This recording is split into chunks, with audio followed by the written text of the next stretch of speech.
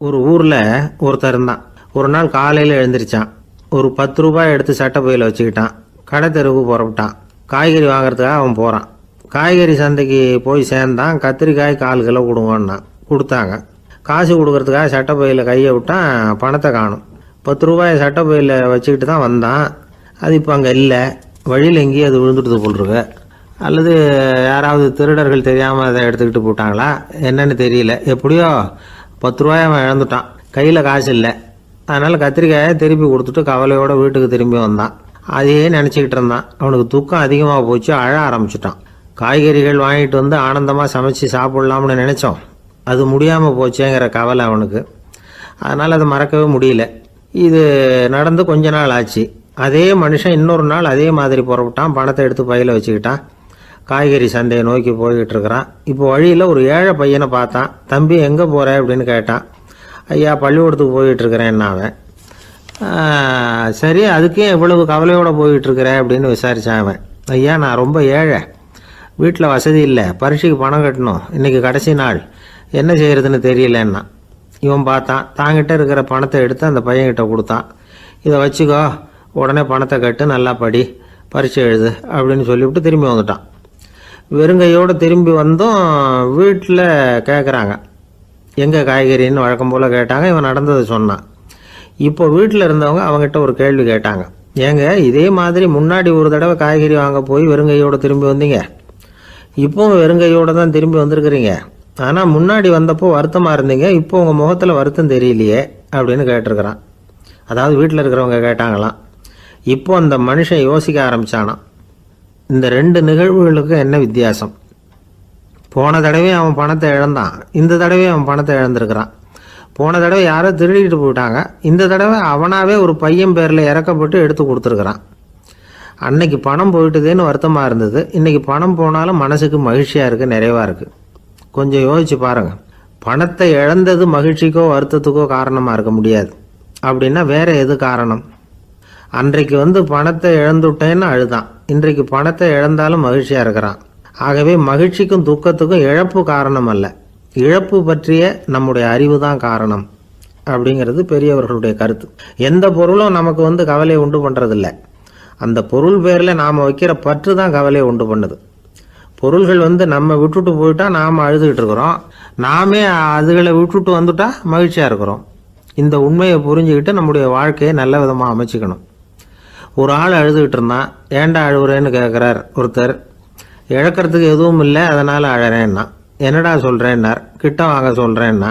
இந்த மணி பர்ஸை வேற ஒருத்தன் பாக்கெட்லேருந்து திருடினேன், அப்புறம் தான் புரிஞ்சுது அவங்ககிட்ட இழக்கிறதுக்கு எதுவும் இல்லைங்கிறது. ஆமாங்க இது காலி பர்ஸு, அதனால் இப்போ அழுதுகிட்டு இருக்கிறேன், திருடியும் பிரயோஜனம் இல்லை அப்படின்னு சொல்லிவிட்டு அழுதானா.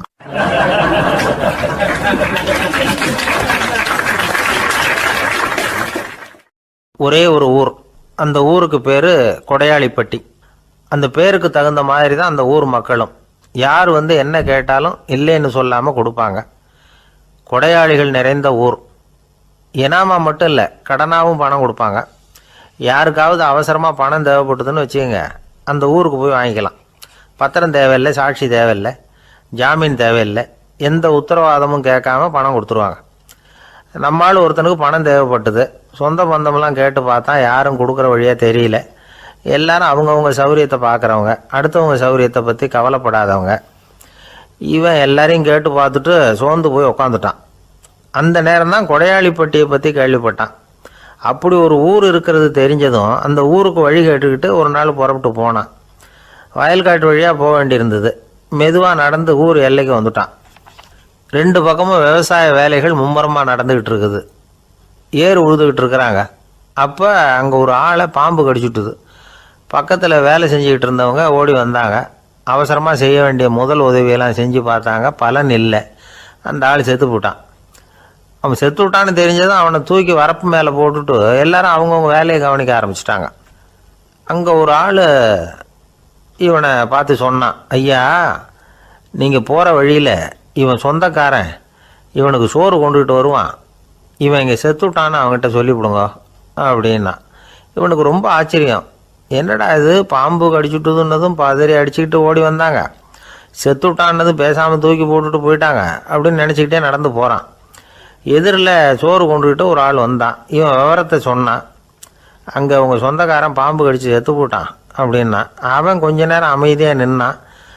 அதுக்கப்புறமா அங்கேயே வரப்பில் உட்காந்து கொண்டுகிட்டு வந்த சோத்தை தானே சாப்பிட்டு முடித்தான். பேசாமல் எழுந்திரிச்சு திரும்பி போயிட்டான். கொஞ்சம் கூட பதறல, அழலை. இப்படியும் ஒரு ஊரா அப்படின்னு நினச்சி ஆச்சரியப்பட்டுக்கிட்டே இவன் ஊருக்குள்ளே போனான். ஒரு பெரிய மனுஷனை பார்த்து பணம் கேட்டான். அவரும் இவனோட பேரையும் ஊரையும் மட்டும் விசாரிச்சுக்கிட்டு தேவையான பணத்தை கொடுத்துட்டார். பணத்தை வாங்கிட்ட பிறகு தன்னுடைய மனசை அரிச்சிக்கிட்டு இருந்த அந்த விஷயத்தை பற்றி கேட்டான். ஐயா, வழியில் ஒருத்தன் செத்துட்டான், அவனை அப்படியே தூக்கி வரப்பில் போட்டுட்டு எல்லாரும் வயல்வெளி வேலைகளை பார்த்துக்கிட்டு இருக்கிறாங்களே அப்படின்னா. இதுக்கு அந்த பெரியவர் சொன்னார், ஆமாம் அப்படி தான் செய்வோம், வேலை முடிஞ்சு வீட்டுக்கு திரும்புகிறப்போ அவனை தூக்கிட்டு வந்து அடக்கம் பண்ணிடுவோம் அப்படின்னார். ரொம்ப ஆச்சரியமாக இருக்கே அப்படின்னா. ஏன் உங்கள் ஊரில் யாராவது செத்துட்டா என்ன பண்ணுவீங்க அப்படின்னு கேட்டார். என்ன இப்படி கேட்குறீங்க, எங்கள் ஊரில் எல்லாம் பணத்தை தூக்க விட மாட்டாங்க, ஒப்பாரி வைப்பாங்க, கட்டி புரண்டு அழுது புலம்பி தீர்த்துருவாங்க அப்படின்னா. இவன் பெரியவர் பார்த்தார். அவங்ககிட்ட கொடுத்த பணத்தை லபக்குன்னு பறிச்சுக்கிட்டார். திருப்பி வாங்கிட்டார். இவன் பதறி போய் நிற்கிறான். அவர் சொன்னார், பணத்தையே விட மாட்டேன்னு கட்டுப்பிடிச்சி அழுதா நான் கொடுத்த பணத்தை மட்டும் எப்படி திருப்பி கொடுக்க போகிறேன், போயிட்டு வா அப்படின்னு விரட்டி விட்டாராம். இந்த கதையை நண்பர் ஒருத்தர் சொன்னார். கதை வேடிக்கையாக தெரிஞ்சால் கூட இதில் கருத்து உண்டு. பணம் பிணம் இது ரெண்டையுமே விடுறதுக்கு அவ்வளவு சுலபமாக மனம் வர்றதில்லை. இந்த ரெண்டு விஷயங்கள்லேயும் அறிவார்ந்த செயல்பாடு தேவை. ஒரு பேருந்து மரத்தில் மோதி விட்டுது. எல்லாரும் அடிபட்டு முனைகிட்டு கிடக்கிறாங்க. டிரைவர், கண்டக்டர் இவங்களுக்கும் அடி. அவங்களும் ஒரு பக்கம் கிடக்கிறாங்க. ஒரு மூலையில் கிடக்கிற ஒருத்தன் மெதுவாக முக்கி முனகி கண்டக்டர்னு சத்தம் போடுறான். கண்டக்டர் மெதுவாக நகர்ந்து அவங்ககிட்ட போய் என்னன்னு விசாரிக்கிறார். அவன் ரொம்ப சிரமப்பட்டு வாயை திறந்து ஒரு 15 காசு சில்லற பாக்கி அப்படின்னானா.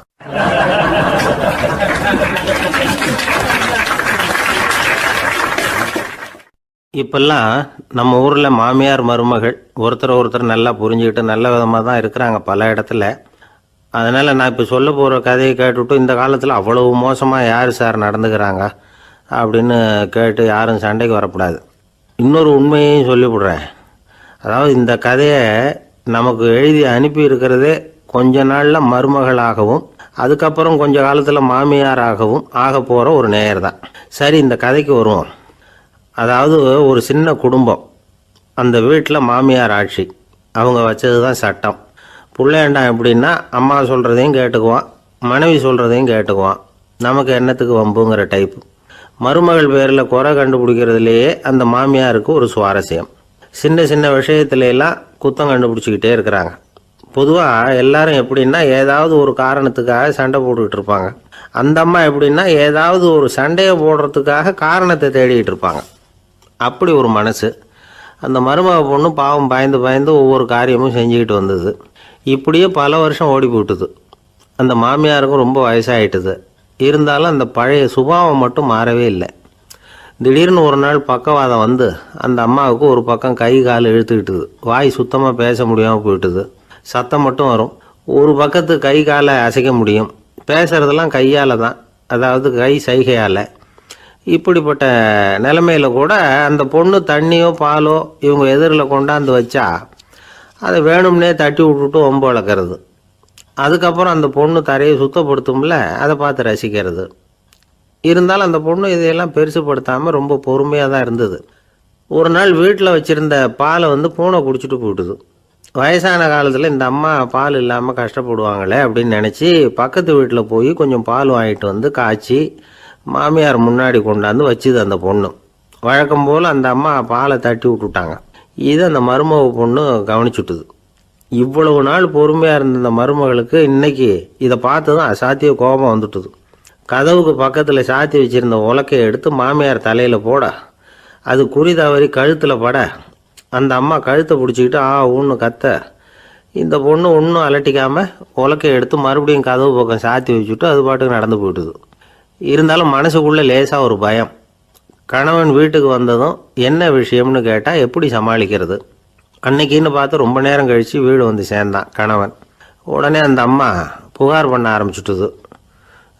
பேச்சு தான் வராத, அதனால் ஒரு பக்கத்து கையால் சைகை காட்டுது. கதவுக்கு பக்கத்தில் இருந்த உலக்க பக்கமாக கையை நீட்டி காட்டி அப்படியே அந்த கையை தன் கழுத்துக்கு பின்பக்கமாக சுற்றி காட்டி நாக்கை வெளியில் நீட்டி நடந்த விஷயத்த புரிய வைக்கிறதுக்கு முயற்சி பண்ணுது. இவனுக்கு ஒன்றும் புரியல. என்ன சொல்கிறாங்க அம்மா அப்படின்னு மனைவிகிட்ட கேட்குறான். அதுக்கு அந்த பொண்ணு ரொம்ப புத்திசாலித்தனமா, என்னங்க உங்கள் அம்மா சொல்கிறது உங்களுக்கு இன்னும் புரியலையா? அவங்க உங்களை பார்த்து என்ன சொல்கிறாங்கன்னா, ஏன்டா உலக்க மாதிரி நிற்கிற, சாக போகிற எனக்கு சங்கிலி எதுக்கு, என் கழுத்தில் கிடக்கிற இந்த சங்கிலியை கழட்டி என் மருமக கழுத்தில் போடுறா அப்படின்னு சொல்கிறாங்க அப்படின்னு தான். ஓ அப்படியா விஷயம்னு சொல்லி அம்மா கழுத்தில் இருந்த சங்கிலியை எடுத்து மனைவி கழுத்தில் போட்டுட்டு, அம்மா உன் விருப்பப்படியே போட்டாச்சு, இனிமேலாவது நிம்மதியாக படுத்து தூங்கு அப்படின்னு சொல்லிவிட்டு உள்ளே போயிட்டான். பார்த்தீங்களா கதையை? அதனால தான் மாமியார்கள் சைகை காட்டுறதுன்னா கூட இனிமேல் ஜாக்கிரதையாக இருக்கணும்.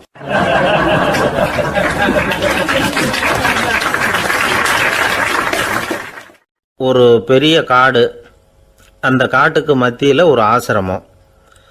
அங்கே ஒரு முனிவர் இருந்தார். பல இடங்கள்லேருந்து வர்ற குழந்தைகளுக்கு அவர் பாடம் சொல்லி கொடுத்துக்கிட்டு இருக்கிறார். ஏழை பணக்காரர் அப்படிங்கிற வித்தியாசம்லாம் கிடையாதுங்க.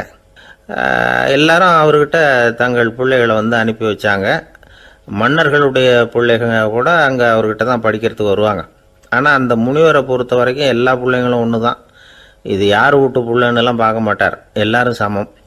மாணவர்கள்லாம் அங்கேயே மாத கணக்கில் வருஷ கணக்கில் தங்கியிருந்து பாடம் கற்றுக்கிட்டு போகிறது வழக்கம்.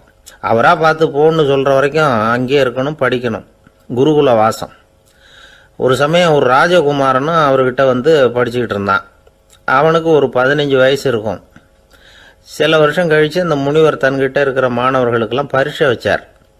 அவங்களுடைய அறிவு முதிர்ச்சியை கணிக்கிறதுக்காக பல சோதனைகள்லாம் வச்சார். ஒவ்வொருத்தராக பார்த்து, இனிமேல் நீங்கள் உங்கள் வீட்டுக்கு போகலாம் அப்படின்னு சொல்லி அனுப்பி வச்சுக்கிட்டு இருக்கிறார். எல்லாரும் போயிட்டாங்க. கடைசியாக மிஞ்சி இருந்தது ஒரே ஒரு மாணவன். அவனை மட்டும் வீட்டுக்கு அனுப்பல. யார் அந்த பையன் தெரியுமா? அவன்தான் அந்த ராஜகுமாரன். ராஜகுமாரனுடைய தந்தைக்கு, அதுதான் இந்த ராஜாவுக்கு, அங்கே வயசு ஏறிக்கிட்டே போகுது. என்ன இது படிக்க போன பையன் இன்னும் திரும்பி வரலையே அப்படின்னு நினச்சார்.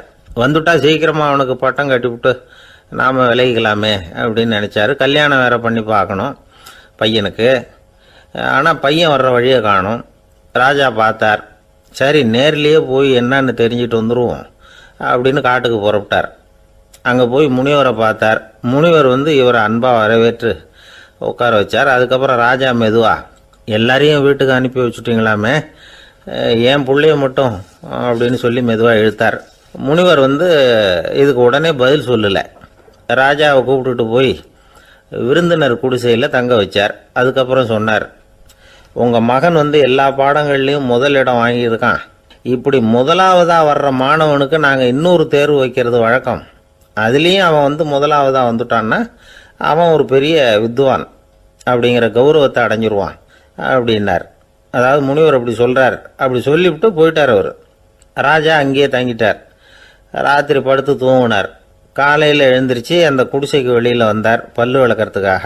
அந்த சமயத்தில் தூரத்தில் ஒருத்தன் ஒரு கையில் கோடாலியை வச்சுக்கிட்டு தலையில் ஒரு பெரிய விறகு கட்டை சுமந்துக்கிட்டு வந்துக்கிட்டு இருக்கிறது மாதிரி தெரிஞ்சுது.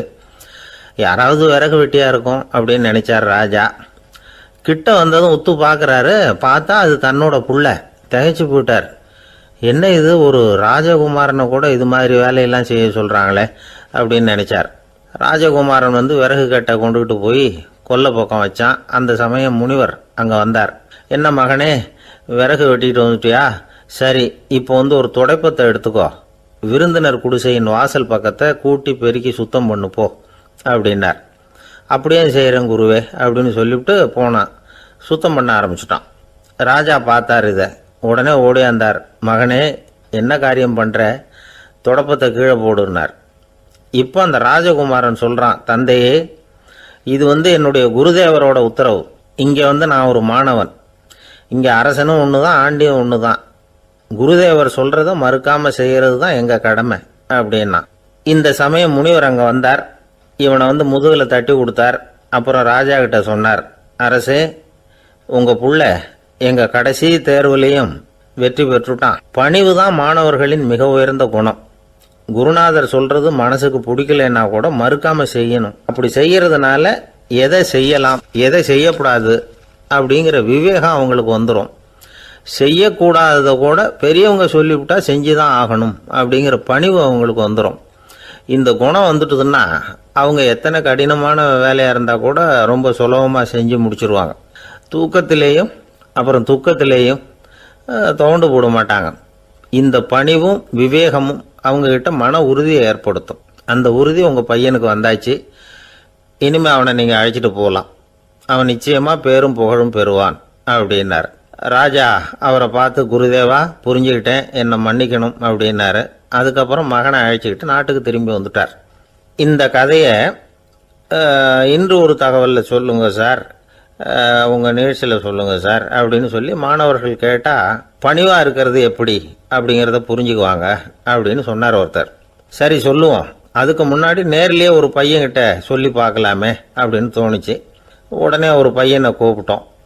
ஏன்பா உங்கள் வாத்தியார் உனக்கு இது மாதிரி ஒரு பரீட்சை வச்சா என்ன பண்ணுவேன் அப்படின்னு கேட்டோம். நானும் அப்படி தான் சார் நடந்துக்குவேன், விறகு வெட்டுவேன், தொடப்பத்தினால கூட்டி சுத்தம் பண்ணுவேன், உடனே செஞ்சு முடிச்சிருவேன் சார் அப்படின்னா. பலே பரவாயில்லையே அப்படின்னோம். ஆமாம் சார், அப்படி செஞ்சால் தானே வீட்டுக்கு அனுப்புவார், இல்லைன்னா இன்னொரு வருஷம் இங்கேயே இருந்து படின்னு சொல்லி விடுவார், அதனால் அப்படி செய்வேன் அப்படிங்கிறான் அந்த பையன்.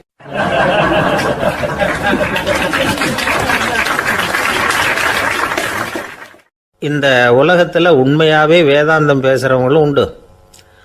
உள்ளுக்குள்ளே வேற மாதிரி இருந்துக்கிட்டு வெளியில் வேதாந்தம் பேசுகிறவங்களும் உண்டு. ஒரு ஆள் இருந்தார். அவரும் ஒரு கடை வச்சு வியாபாரம் பண்ணிக்கிட்டு இருந்தார். மகா கஞ்சன், யாருக்கும் எந்த உதவியும் செய்ய மாட்டார். எச்சில் கையென்ன ஈர கையை கூட உதற மாட்டார். அப்படிப்பட்ட மனுஷன். அந்த ஊருக்கு ஒரு முனிவர் வந்துக்கிட்டு இருந்தார். வருஷத்துக்கு ஒரு தடவை வருவார். ஒரு நாள் 2 நாள் இருப்பார், அப்புறம் போயிடுவார். அந்த முனிவர் வர்றப்போலாம் இந்த ஆள் எழுந்திரிச்சு ஓடி போய் அவரை வரவேற்பான். ரொம்ப பெரிய வேதாந்தி மாதிரி அவர்கிட்ட பேசிக்கிட்டு இருப்பான். காயமே இது பொய், வெறும் காற்றடைத்த பையும்மா, தர்மம் தலைகாக்கும்மா. பணம் என்ன சார் பணம், இன்னைக்கு ஒருத்தன் கையில் இருக்கும், நாளைக்கு ஒருத்தன் கையில் இருக்கும், எல்லாம் மாயம். எனக்கு தான் இன்னமும் இந்த சம்சார பந்தத்திலிருந்து விடுபடுறதுக்கு நேரம் வரலேம்மா. அந்த முனிவரும் இந்த ஆள் இப்படி சொல்கிறத கேட்ட உடனே, ஏப்பா அப்படி சொல்கிற, இப்போ கூட நீ சரின்னு சொல்லு, உனக்கு தீட்சை கொடுத்து இதிலேருந்து விடுபடுற ஞானத்தை போதிக்கிறேன் பார். உடனே அந்த ஆள் என்ன சொல்லுவான் தெரியுமா? ஐயோ சாமி, இப்போ அது எப்படிங்க முடியும், பிள்ளைங்கள்லாம் சின்ன சிறுசுங்க, அதுகளுக்கெல்லாம் ஒரு கல்யாணம் காட்சின்னு செஞ்சு கடமையை முடிச்சுட்டா நீங்கள் சொல்கிறபடி செஞ்சு விடலாமா. சரி, இன்னும் முனிவர் போயிடுவார். அடுத்த வருஷம் வருவார். இவன் வழக்கம் போல் வேதாந்தம் பேசுவான். சரி தீட்சை கொடுக்குறேன் வா அம்பார். பேரம்பேத்தியை பார்க்கணும், கோர்ட்டில் கேஸ் ஒன்று இருக்குது, அது முடியணும் அப்படின்னு தயங்க ஆரம்பிச்சிருவான். எல்லாம் சொல்லுவான், ஆனால் குடிக்கிறதுக்கு தண்ணி கூட கொடுக்க மாட்டான். ரொம்ப வருஷம் கழித்து மறுபடியும் ஒரு நாள் அந்த ஊருக்கு முனிவர் வந்தார். இவன் கடைக்கும் வந்தார். அப்புறம் அங்கே கல்லாவில் நம்ம ஆள் இல்லை, அவன் புள்ள தான் உட்காந்துருக்கிறான். அப்பாவை போலவே புள்ளையும் எழுந்திரிச்சு ஓடியாந்து முனிவரை வரவேற்றான். அப்பா எங்கேன்னு விசாரிச்சார் முனிவர். ஐயோ அதை ஏன் கேட்குறீங்க சாமி, உங்ககிட்ட தீட்சை வாங்கி இந்த சம்சார பந்தத்திலேருந்து விடுதலை பெறணும்னு சொல்லிக்கிட்டே இருப்பார், அது நிறைவேறாமலே போய் சேர்ந்துட்டார். போன மாதம் ஒரு நாள் திடீர்னு நெஞ்சு வலிக்குதுன்னார், அவ்வளவுதான் போட்டுன்னு போயிட்டார் அப்படின்னு புலம்புனான் பையன். இதை கேட்டதும் முனிவர் சிரிச்சாரான். அவன் எங்கடா போவான், உன் அப்பா எங்கேயும் போகல, இதோ வாழை ஆட்டிக்கிட்டு உன் காலடியிலே இருந்துக்கிட்டு இருக்கான் பார் அப்படின்னு சொல்லி அங்கே நின்றுக்கிட்டு இருந்த ஒரு நாயை சுட்டி காட்டினாரான்.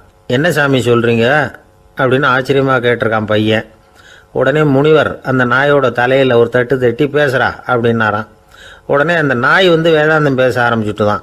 காயமே இது போய் வெறும் காற்றடைத்த பை அப்படின்னு தான். முனிவர் சொன்னார், அடே இப்போவும் ஒன்றும் கெட்டு போகல, நீ விரும்புனா சொல்லு, உனக்கு தீட்சை கொடுத்து என் பின்னாடியே அழைச்சிட்டு போயிடுறேன், அங்கே அழைச்சிட்டு போய் உனக்கு ஞானத்தை போதிக்கிறேன், வர்றியா அப்படின்னு கேட்டிருக்கார். உடனே அந்த நாய் சொல்லிச்சான், ஐயோ அதை ஏன் கேட்குறீங்க சாமி, நான் உண்ணாமல் தின்னாமல் ஏராளமான சொத்து சேர்த்து வச்சுட்டேன். என் பிள்ளைங்க அதோட பெருமை தெரியாமல் ராத்திரி நேரம்லாம் கதவை திறந்து போட்டுட்டு தூங்கிடுவாங்க. அதனால் இப்படி நாயாக பிறந்து ராத்திரி பகலாக சுற்றி சுற்றி காவல் காத்துக்கிட்டு கிடக்கிறேன். இப்போ எப்படி சாமி வர முடியும் அப்படின்னு கேட்டுதான்.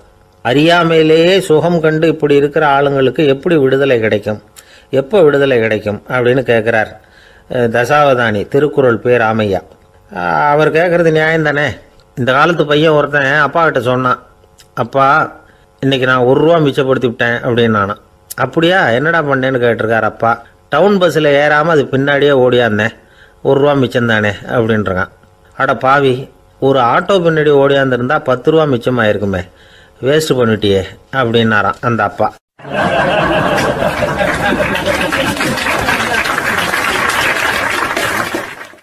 பிரிட்டிஷ் ஆட்சி நடந்துகிட்டு இருந்த காலம் 1920களின் கடைசி. அப்போ நடந்த ஒரு உண்மை நிகழ்ச்சி இது. ஒரு கல்யாண மாப்பிள்ளை ரயிலில் இறங்க போகிறார். அவரை வரவேற்க ஒரு ராஜ குடும்பமே காத்துக்கிட்டு இருக்குது. மங்களூர்லேருந்து இறங்குற அந்த மாப்பிள்ளை யார் தெரியுமா? ஒரு நாய். உண்மைதான், அந்த நாய்க்கு தான் கல்யாணம். சுதேசி சமஸ்தானத்து மன்னர்களில் ஒருத்தர் ஜூனாகட் மகாராஜா. அவரோட வளர்ப்பு நாய் ரோஷனாரா. அதுக்கு கல்யாணம் பண்ணி வைக்கணும்னு ஆசைப்பட்டார். மாப்பிள்ளை தேடினார். மங்களூர் மகாராஜாவோட வளர்ப்பு நாய் ஒன்று இருந்தது, பேர் பாபி. இது ரெண்டுக்கும் கல்யாணம் நடத்த முடிவு பண்ணார். திருமணத்துக்கு வேண்டிய எல்லா ஏற்பாடுகளையும் பண்ணுங்க அப்படின்னு உத்தரவு போட்டார். ஆயிரக்கணக்கான அழைப்புதழ்கள், பல சமஸ்தான மன்னர்கள், ஜமீன்தார்கள், பிரிட்டிஷ் அதிகாரிகள், பெரிய பணக்காரங்க, இப்படி நிறைய பேருக்கு அழைப்புதழ்கள் அனுப்பி வச்சாங்க. பத்திரிகையை பார்த்தவங்கெல்லாம் திகைச்சு போயிட்டாங்களாம். இருந்தாலும் என்ன பண்ணுறது, ராஜாவே அழைக்கிறார், போகாமல் இருக்க முடியுமா? அந்த சமயத்தில் நாட்டின் கவர்னர் ஜெனரலாக இருந்தவர் இர்வின் பிரபு. அவருக்கும் ஒரு பத்திரிக்கை போயிருக்குது. வாங்கி பார்த்ததும் அவருக்கு பயங்கர எரிச்சல். உடனே குப்பை தொட்டியில் போட்டுவிட்டாராம். மாட்சிமை தங்கிய பிரிட்டன் சக்கரவர்த்தியின் பிரதிநிதியான தன்னை கேவலம் ஒரு நாயின் திருமணத்துக்காக அழைக்கிறதா அப்படின்னு அவருக்கு ஆத்திரம். இருந்தாலும் கல்யாணம் பிரமாதமாக நடந்துதான். கல்யாணத்தன்னைக்கு பொண்ணுக்கு ஸ்பெஷல் குளியல், தண்ணீருக்கு பதிலாக வாசனை திரவியங்கள், பன்னீர், குளித்ததுக்கு அப்புறம் அலங்காரம், வைர மாலை, முத்து மாலை, ஏகப்பட்ட அலங்காரம். மாப்பிள்ளையை அழைக்கிறதுக்கு ரயில்வே ஸ்டேஷனில் ராஜ குடும்பமே காத்துக்கிட்டு இருக்குது. அவங்களோட வளர்ப்பு நாய்கள் 250. அத்தனை நாய்களுக்கும் பட்டு துணி போத்தி இருக்குது. முத்து வடங்கள் அணிவிச்சிருக்கிறாங்க. எல்லாம் ராஜ நாய்கள். அதுகளையும் வீதியில் நடக்க விடலையாம். அதுகளை சுமந்துக்கிட்டு போக அலங்கரிக்கப்பட்ட யானைகள் காத்துக்கிட்டு இருக்குதான். மாப்பிள்ளைக்கு வரவேற்பு எப்படி தெரியுமா? அது நடந்து வர்ற பாதை பூரா ரத்தன கம்பளம் விரிச்சிருக்குது. 2 பக்கமும் ராஜாங்க அதிகாரிகள் கைகட்டி நிற்கிறாங்க. அரசு படை வீரர்கள் அணிவகுப்பு மரியாதை செலுத்துகிறாங்க. அந்த நாய் ராஜ மரியாதையோடு நடந்து வருது. நகையெல்லாம் போட்டுக்கிட்டு வருது. திருமண மண்டபத்துக்கு சேருது. அங்கே கல்யாணம் அமோகமாக நடக்குது. இந்த திருமணத்தை முன்னிட்டு அந்த ஜூனாகட் சமஸ்தானத்துக்கு 3 நாள் விடுமுறை வேறு. கல்யாணத்துக்கு வந்திருந்தவங்களுக்கெல்லாம் ஏக தடபுடலாக விருந்து, நாட்டியம் எல்லாம் பிரமாதமாக நடந்து தான். இந்த கல்யாணத்தில் கலந்துக்க வந்திருந்த மற்ற சமஸ்தானத்து மன்னர்கள், தீவான்கள், அரச குடும்பத்தினர், இப்படி அவங்க 700 பேராம். அவங்க போகிறதுக்காக விசேஷ ரயில்கள்லாம் வேற விட்டுருக்காங்க. கல்யாணம் முடிஞ்சதும் அந்த நாய் தம்பதிகளோட பெரிய பெரிய மன்னர்கள்லாம் ஒன்றா உட்காந்து சாப்பிட்டாங்களாம். ஏர் கண்டிஷன் அறையில் அந்த தம்பதிகள் கொஞ்ச காலம் வாழ்ந்துருக்கிறாங்க. கொஞ்ச நாளில் மாப்பிள்ளைக்கு மரியாதை குறைய ஆரம்பிச்சுட்டுது. வெளியில் துரத்தி விட்டாங்களாம். அந்த பெண் நாய் மட்டும் ராஜ போகங்களை அனுபவித்து வந்து தான். இந்த கல்யாணத்தை பார்த்துட்டு தொடர்ந்து மற்ற சமஸ்தானத்து மன்னர்களும் நாய் திருமணங்கள் நடத்த ஆரம்பிச்சுட்டாங்களாம். இது உண்மையில் நடந்திருக்குது. இப்படி அது இருக்கட்டும். இப்போ நம்ம கதைக்கு வருவோம். ஒரு ராஜாவுக்கு ரொம்ப நாள் கழித்து ஒரு குழந்தை பிறந்து தான். அரண்மனை ஜோசியரை கூப்பிட்ருக்கார் ராஜா. ஜோசியரே, என் மகன் வருங்காலத்தில் சிறந்த வாழ் வீரனாக வரணும்னு ஆசைப்படுறேன், வருவானாங்கிறத கொஞ்சம் பார்த்து சொல்லுங்களேன் அப்படின்னாராம். ஜோசியர் சொன்னார், மன்னா, உங்கள் புள்ள வாழ் வீரனாக வர்றது கஷ்டம். ஆனால் அவரும் உங்களை மாதிரியே நாய்க்குட்டிகள் பேரில் பிரியமாக இருப்பார், அதுகளுக்கு கல்யாணமும் பண்ணி வைப்பார் அப்படின்னாராம். அது எப்படி கண்டுபிடிச்சிங்க அப்படின்னு கேட்டிருக்கார் ராஜா. அரசே, உங்கள் பிள்ளைக்கு வாழ் மேலே உள்ள பிரியத்தை காட்டிலும் நாய் மேலே உள்ள பிரியம் அதிகங்கிறதுக்கான அறிகுறி இப்போவே தெரியுது. நல்லா கவனித்து பாருங்கள். அவர் வாழ்னு கத்துறாரு அப்படின்னாரு. கவனித்து பார்த்துட்டு அப்படி எனக்கு காதில் விழலையே அப்படின்னாராம் மன்னர். அதனால தான் சொன்னேன், அவர் கத்துறது வாழ்னு கத்தலை, வள்ளுன்னு கத்திக்கிட்டு இருக்கார், அதனால தான் அப்படி சொன்னேன் அப்படின்னாராம் அரண்மனை ஜோசியர்.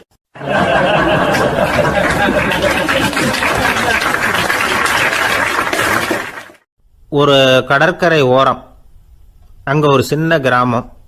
அந்த கிராமத்தில் ஒரு சின்ன பள்ளிக்கூடம். கடற்கரை ஓரத்தில் உள்ள ஒரு விடுதியில் ஓய்வுக்காக ஒருத்தர் தங்கியிருக்கிறார். பள்ளிக்கூடத்தில் ஏதோ விழா நடக்கிறது மாதிரி தெரிஞ்சுது. உடனே அவர் அந்த பக்கமாக வந்தார். இங்கே என்ன நடக்குதுன்னு விசாரித்தார். பள்ளி ஆண்டு விழா நடக்குதுன்னாங்க. உடனே போனார். கண்காட்சி ஒன்று வச்சுருந்தாங்க. உள்ளே போய் பார்த்தார். பள்ளிக்கூடத்தில் படிக்கிற மாணவர்களே சொந்தமாக தயார் பண்ண பொருள்களை காட்சிக்கு வச்சுருக்கிறாங்க. அந்த ஊர் மக்கள்லாம் அதை கூட்டம் கூட்டமாக போய் பார்த்துக்கிட்டு இருக்கிறாங்க. இவரும் ஆர்வமாக அதையெல்லாம் பார்த்துக்கிட்டே போகிறார். ஒரு இடத்துல ஒரு சின்ன ரயில் செஞ்சு வச்சுருந்தாங்க, மாணவர்களே தயார் பண்ணது. மின்சாரத்தால் அது ஓடுறது மாதிரி பண்ணி வச்சுருந்தாங்க. அதில் ஒரு சின்ன பொத்தான் இருக்கும், அது அமுக்குனா ரயில் ஓடும், சுற்றி சுற்றி வரும். மாணவர்கள் எதிரில் நின்று அதுக்கு விளக்கம் கொடுத்துக்கிட்டு இருக்கிறாங்க. இவர் அதை கவனித்தார், ரயில் ஓடுறத பார்த்தார். அங்கே நின்றுக்கிட்டு இருந்த மாணவர்கள்கிட்ட விளையாட்டாக கேட்டார், ஏன்பா இந்த ரயில் எதனால் ஓடுது அப்படின்னு கேட்டார். இவர் சக்தியினால் ஓடுது அப்படின்னாங்க மாணவர்கள். அது என்ன சக்தின்னு கேட்டார். அதுக்கு பேர் மின்சாரம் அப்படின்னாங்க. சரி, நீங்கள் மின்சாரத்தை பார்த்துருக்குறீங்களா அப்படின்னார். நாங்கள் பார்த்தது இல்லைங்க, ஆனால் இதை செய்யறதுக்கு எங்களுக்கு உதவி பண்ண ஆசிரியர் ஒரு பட்டதாரி, ஒரு கால் அவர் பார்த்துருக்கலாம் அப்படின்னாங்க. அவர் எங்கே இருக்காருன்னு கேட்டார். இதோ அழைச்சிட்டு வர்றோம்னு ஓடினாங்க. அவர் அழைச்சிட்டு வந்தாங்க. அவர்கிட்ட ஒரு பெரியவர் கேட்டார், மின்சாரத்தை நீங்கள் பார்த்துருக்குறீங்களா அப்படின்னு. மின்சாரத்தை பார்க்குறதாவது நான் பார்த்ததே இல்லை. நான் பார்த்தது அது செயல்படுற விதத்தை தான். அது விளக்கை எரிய வைக்குது, ரயிலை ஓட வைக்குது, இது மாதிரி எத்தனையோ எந்திரங்களை செயல்பட வைக்குது. ஆனால் உண்மையிலேயே அது என்னன்னு எனக்கு தெரியாது. ஒருவேளை இந்த பள்ளிக்கூடத்து தலைமை ஆசிரியருக்கு தெரிஞ்சிருக்கலாம், ஏன்னா அவர் ஒரு மேல்நிலை பட்டதாரி அப்படின்னாராம் அவர். சரின்னு போய் தலைமை ஆசிரியரை கூப்பிட்டுக்கிட்டு வந்தாங்க. அவர்கிட்டையும் இதே கேள்வி கேட்டாராம் அவர். மன்னிக்கணும், இந்த கேள்வி இதுவரைக்கும் யாரும் என்கிட்ட கேட்டதில்லை. சக்தியை யாரும் பார்க்க முடியாது, ஆனால் அது செயல்படும் விதத்தை தான் பார்க்க முடியும் அப்படின்னாராம் அவர். இப்போ இதுவரைக்கும் கேட்டுக்கிட்டு இருந்த பெரியவர் சிரித்தார். சிரிச்சுட்டு சொன்னாராம், சரி அதுக்காக ஒன்றும் கவலைப்படாதீங்க, என்னுடைய பெயர் தாமஸ் ஆல்வா எடிசன் அப்படின்னாராம். இதை கேட்டதும் அங்கே இருந்தவங்களுக்கெல்லாம் அதிர்ச்சி, ஆச்சரியம். என்னது, நீங்கள் தானே எடிசன்? நீங்கள் எவ்வளவு மின்சார கருவிகளை உண்டாக்கி இருக்கிறீங்க, நீங்களா இந்த கேள்வியை கேட்டது அப்படின்னாங்களாம். ஆமாம், நான் தான் கேட்குறேன், ஏன்னா நானே மின்சாரத்தை பார்த்தது கிடையாது அப்படின்னாராம் அவர். அன்புங்கிறது இப்படிப்பட்டது தாங்கிறார் ஓஷோ. அன்புங்கிறது நம்ம உடற்கூறு அமைப்பில் இல்லை, அது நம்ம உடம்புல உள்ள சுத்த சக்தியின் வெளிப்பாடு. அதை உணரத்தான் முடியுமே தவிர பார்க்க முடியாது. அன்பே உன்னை நான் என் இருதயத்தில் வச்சிருக்கிறேன் அப்படின்னுலாம் சொல்லுவான். இதெல்லாம் சும்மா. இது டாக்டர்கள் சொல்கிற இருதயம் கிடையாது. அது ரத்தத்தை தள்ளுகிற ஒரு கருவி, அவ்வளவுதான். ஞானிகள் சொல்லுகிற இதயம் வேற, அது கண்ணுக்கு புலப்படாத ஒரு சக்தி. என்னுடைய இதயம் ரொம்ப விசாலமானது சார் அப்படின்னார் ஒருத்தர். அப்படிங்களான்னு ரொம்ப மரியாதையா, ஆமாங்க டாக்டர் அப்படி தான் சொல்கிறார், கொஞ்சம் வீங்கி போய் பெருசாக இருக்குதான் அப்படின்னார்.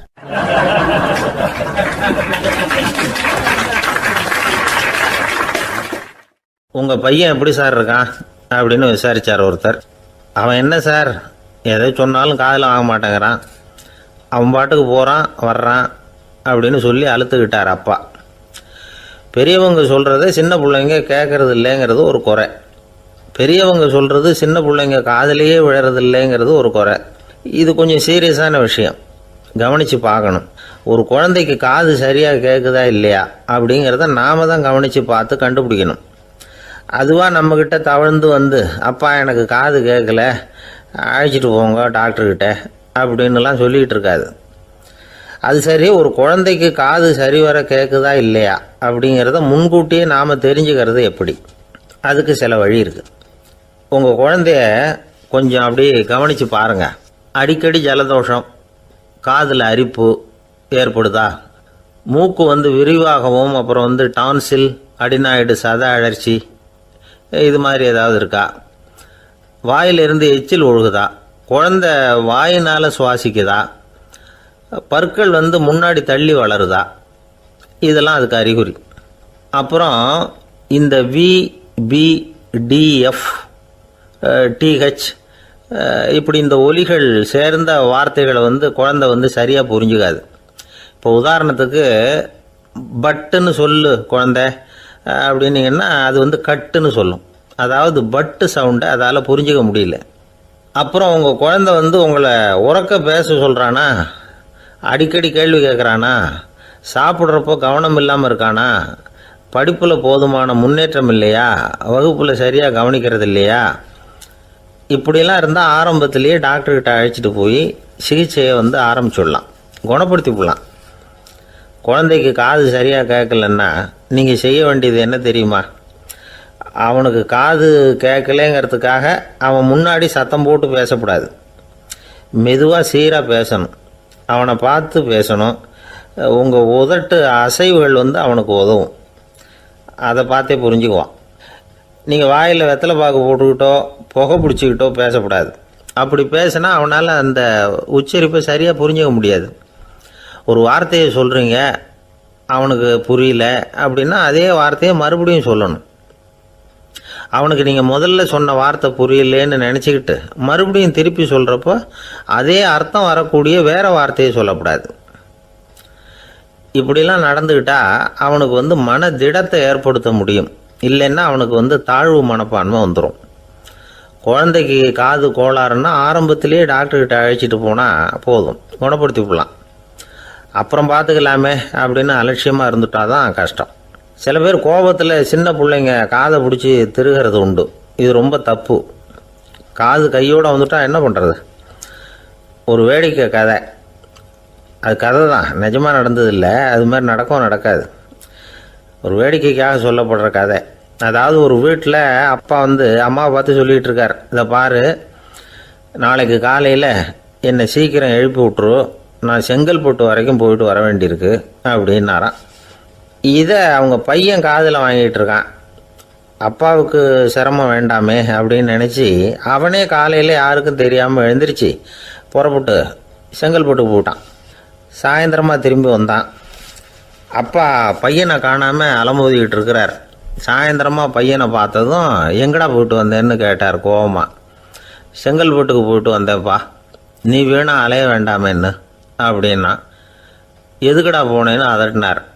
அதான்ப்பா, நீ நேற்று அம்மா கிட்ட சொல்லிக்கிட்டு இருந்த, அதை காதில் வாங்கினேன், உனக்காக நான் போயிட்டு வந்தேன் அப்படின்னா.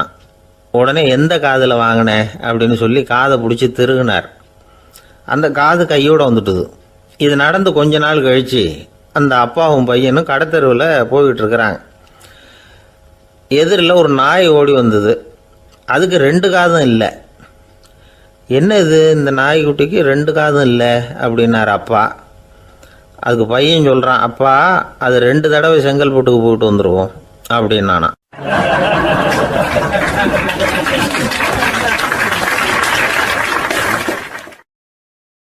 ஒரே ஒரு ஊரில் ஒரு அம்மா இருந்தாங்க. அந்த அம்மாவுக்கு ஒரே ஒரு பிள்ளையாண்டான். அவனுக்கு ரொம்ப அக்கறையோடு கல்யாணம் பண்ணி வச்சாங்க.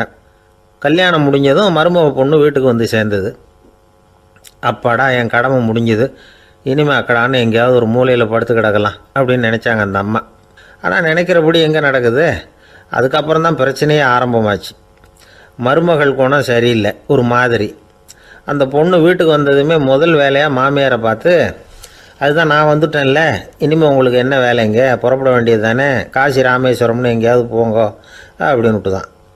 மாமியாரை பார்த்தாங்க, கொஞ்சம் யோசனை பண்ணாங்க. இந்த பாருமா, நீ இப்படி சொல்கிறதுக்கு முன்னாடியே வீட்டை விட்டு புறப்படணுங்கிற முடிவுக்கு நான் வந்துட்டேன். வீட்டை மட்டும் இல்லை, இந்த உலகத்தை விட்டே கூட போகிறதுக்கு தயாராக இருக்கிறேன். ஆனால் ஒரே ஒரு விஷயத்துக்காக என் உயிரை கையில் பிடிச்சிக்கிட்டு இருக்கிறேன் அப்படின்னாங்களாம். என்ன விஷயம்னு கேட்டது இந்த மருமக பொண்ணு. வேறு ஒன்றும் இல்லை, என் பிள்ளைக்கு கல்யாணம் பண்ணி வச்சுட்டேன். ஒரு பேர புள்ள பிறந்து அதை என் கண்ணால் பார்த்துட்டேன்னா நான் எங்கே வேணும்னாலும் போகிறதுக்கு தயாராக இருக்கிறேன் அப்படின்னாங்களாம் அந்த மாமியார். மாமியார் இப்படி சொல்கிறதுலேயும் நியாயம் இருக்கிறதாக பட்டுது அந்த பொண்ணுக்கு. சரி, அப்படியே இருந்து பார்த்துட்டு போகலாம் அப்படின்னு அனுமதி கொடுத்தது. கொஞ்ச காலத்தில் ஒரு பேரன் பிறந்தான். அந்த அம்மாவும் பேரனை கண்ணால் பார்த்துட்டாங்க. சரி, பேரனை பார்த்தாச்சுல்ல, இனிமேல் புறப்பட வேண்டியது தானே அப்படின்னது மருமக பொண்ணு. மாமியார் பார்த்தாங்க, நீ சொல்கிறது சரிதாம்மா, அதில் ஒன்றும் தப்பு இல்லை. என்னோட பேரன் உங்களை அம்மா அப்பான்னு கூப்பிடுறதை என் காது குளிர கேட்டுட்டு போயிடுறேனே அப்படின்னாங்களாம். சரி, அந்த ஆசையை நிறைவேறட்டும் அப்படின்னு காத்துக்கிட்டு இருந்தாங்க. பேரன் வளர்ந்தான், நடந்தான், பள்ளிக்கூடம் போனால் பெரியவனானான். மருமக பொண்ணு மறுபடியும் மாமியாரை விரட்ட ஆரம்பிச்சுட்டுது, இன்னும் புறப்புள்ளையான்னு. இதை பாருமா, இது வரைக்கும் இருந்துட்டேன். பேரனோட கல்யாணத்தையும் கண்ணால் பார்த்தா தான் இந்த கட்டை வேகும் போல் இருக்குது அப்படின்னு சொல்லி ஒரு மாதிரியாக பேச ஆரம்பித்தாங்க. இதுவும் நியாயமான ஆசையாக தான் படுது அப்படின்னு அது யோசிச்சிருக்கு அந்த பொண்ணு. சரின்னு அதுக்கும் ஒத்துக்கிட்டது. உடனே பேரனுடைய கல்யாணமும் முடிஞ்சது ஒரு வழியாக. இனிமேல் ஒரு நொடி கூட இங்கே இருக்கக்கூடாது, புறப்படுங்க அப்படின்னு மாமியாரை விரட்டிச்சான் அந்த பொண்ணு. இப்போ அந்த மாமியார் தன்னோட மருமகளை பார்த்து சொல்கிறாங்க, இதோ கிளம்பிட்டேம்மா, என் மூட்டை முடிச்செல்லாம் கட்டிக்கிட்டேன், புறப்பட்டுவிட்டேன். அப்படியே நீயும் உன் துணிமணிகளை மூட்டை கட்டிக்கிட்டு கிளம்பிடும் என்னோட சேர்ந்து, 2 பேருமா சேர்ந்து போயிடலாம் அப்படின்னாங்களாம். அந்த பொண்ணு முழிக்குது. முழிக்காதே, உனக்கும் ஒரு மருமக வந்துட்டா, இனிமேல் நீயும் ஒரு மாமியார் தானே, உனக்கும் இனிமேல் இங்கே வேலை இல்லை, புறப்படு அப்படின்னாங்களாம். அப்போ தான் அந்த பொண்ணு சிந்திக்க ஆரம்பிச்சுதான், தன்னோட தவறு புரிஞ்சுதான். இந்த தகவலை கேட்டுக்கிட்டு இருக்கிற மருமகள்லாம் இதை பற்றி கொஞ்சம் யோசித்து பார்க்கணுங்கிறதுக்காகத்தான் இதை சொல்கிறோம் மாமியார்கள் சார்பாக. கொஞ்ச நாளைக்கு முன்னாடி ஒரு பொண்ணை பார்த்து பேசுகிற சந்தர்ப்பம் கிடைச்சிது ஒரு கல்யாண வீட்டில். அந்த பொண்ணு சொல்லிச்சு, சார் எனக்கு கல்யாணம் ஆகி 15 வருஷம் ஆகுது, நான் மாமியார்கிட்ட சண்டை போட்டதே இல்லை அப்படின்னு ரொம்ப அடக்கமாக சொல்லிச்சு. அது எப்படிம்மா சாத்தியமாச்சுன்னு கேட்டோம். எனக்கு கல்யாணம் ஆகி 15 வருஷம்தான் ஆச்சு, ஆனால் என் மாமியார் செத்து போய் 20 வருஷத்துக்கு மேலே ஆயிட்டுது அப்படின்னுது.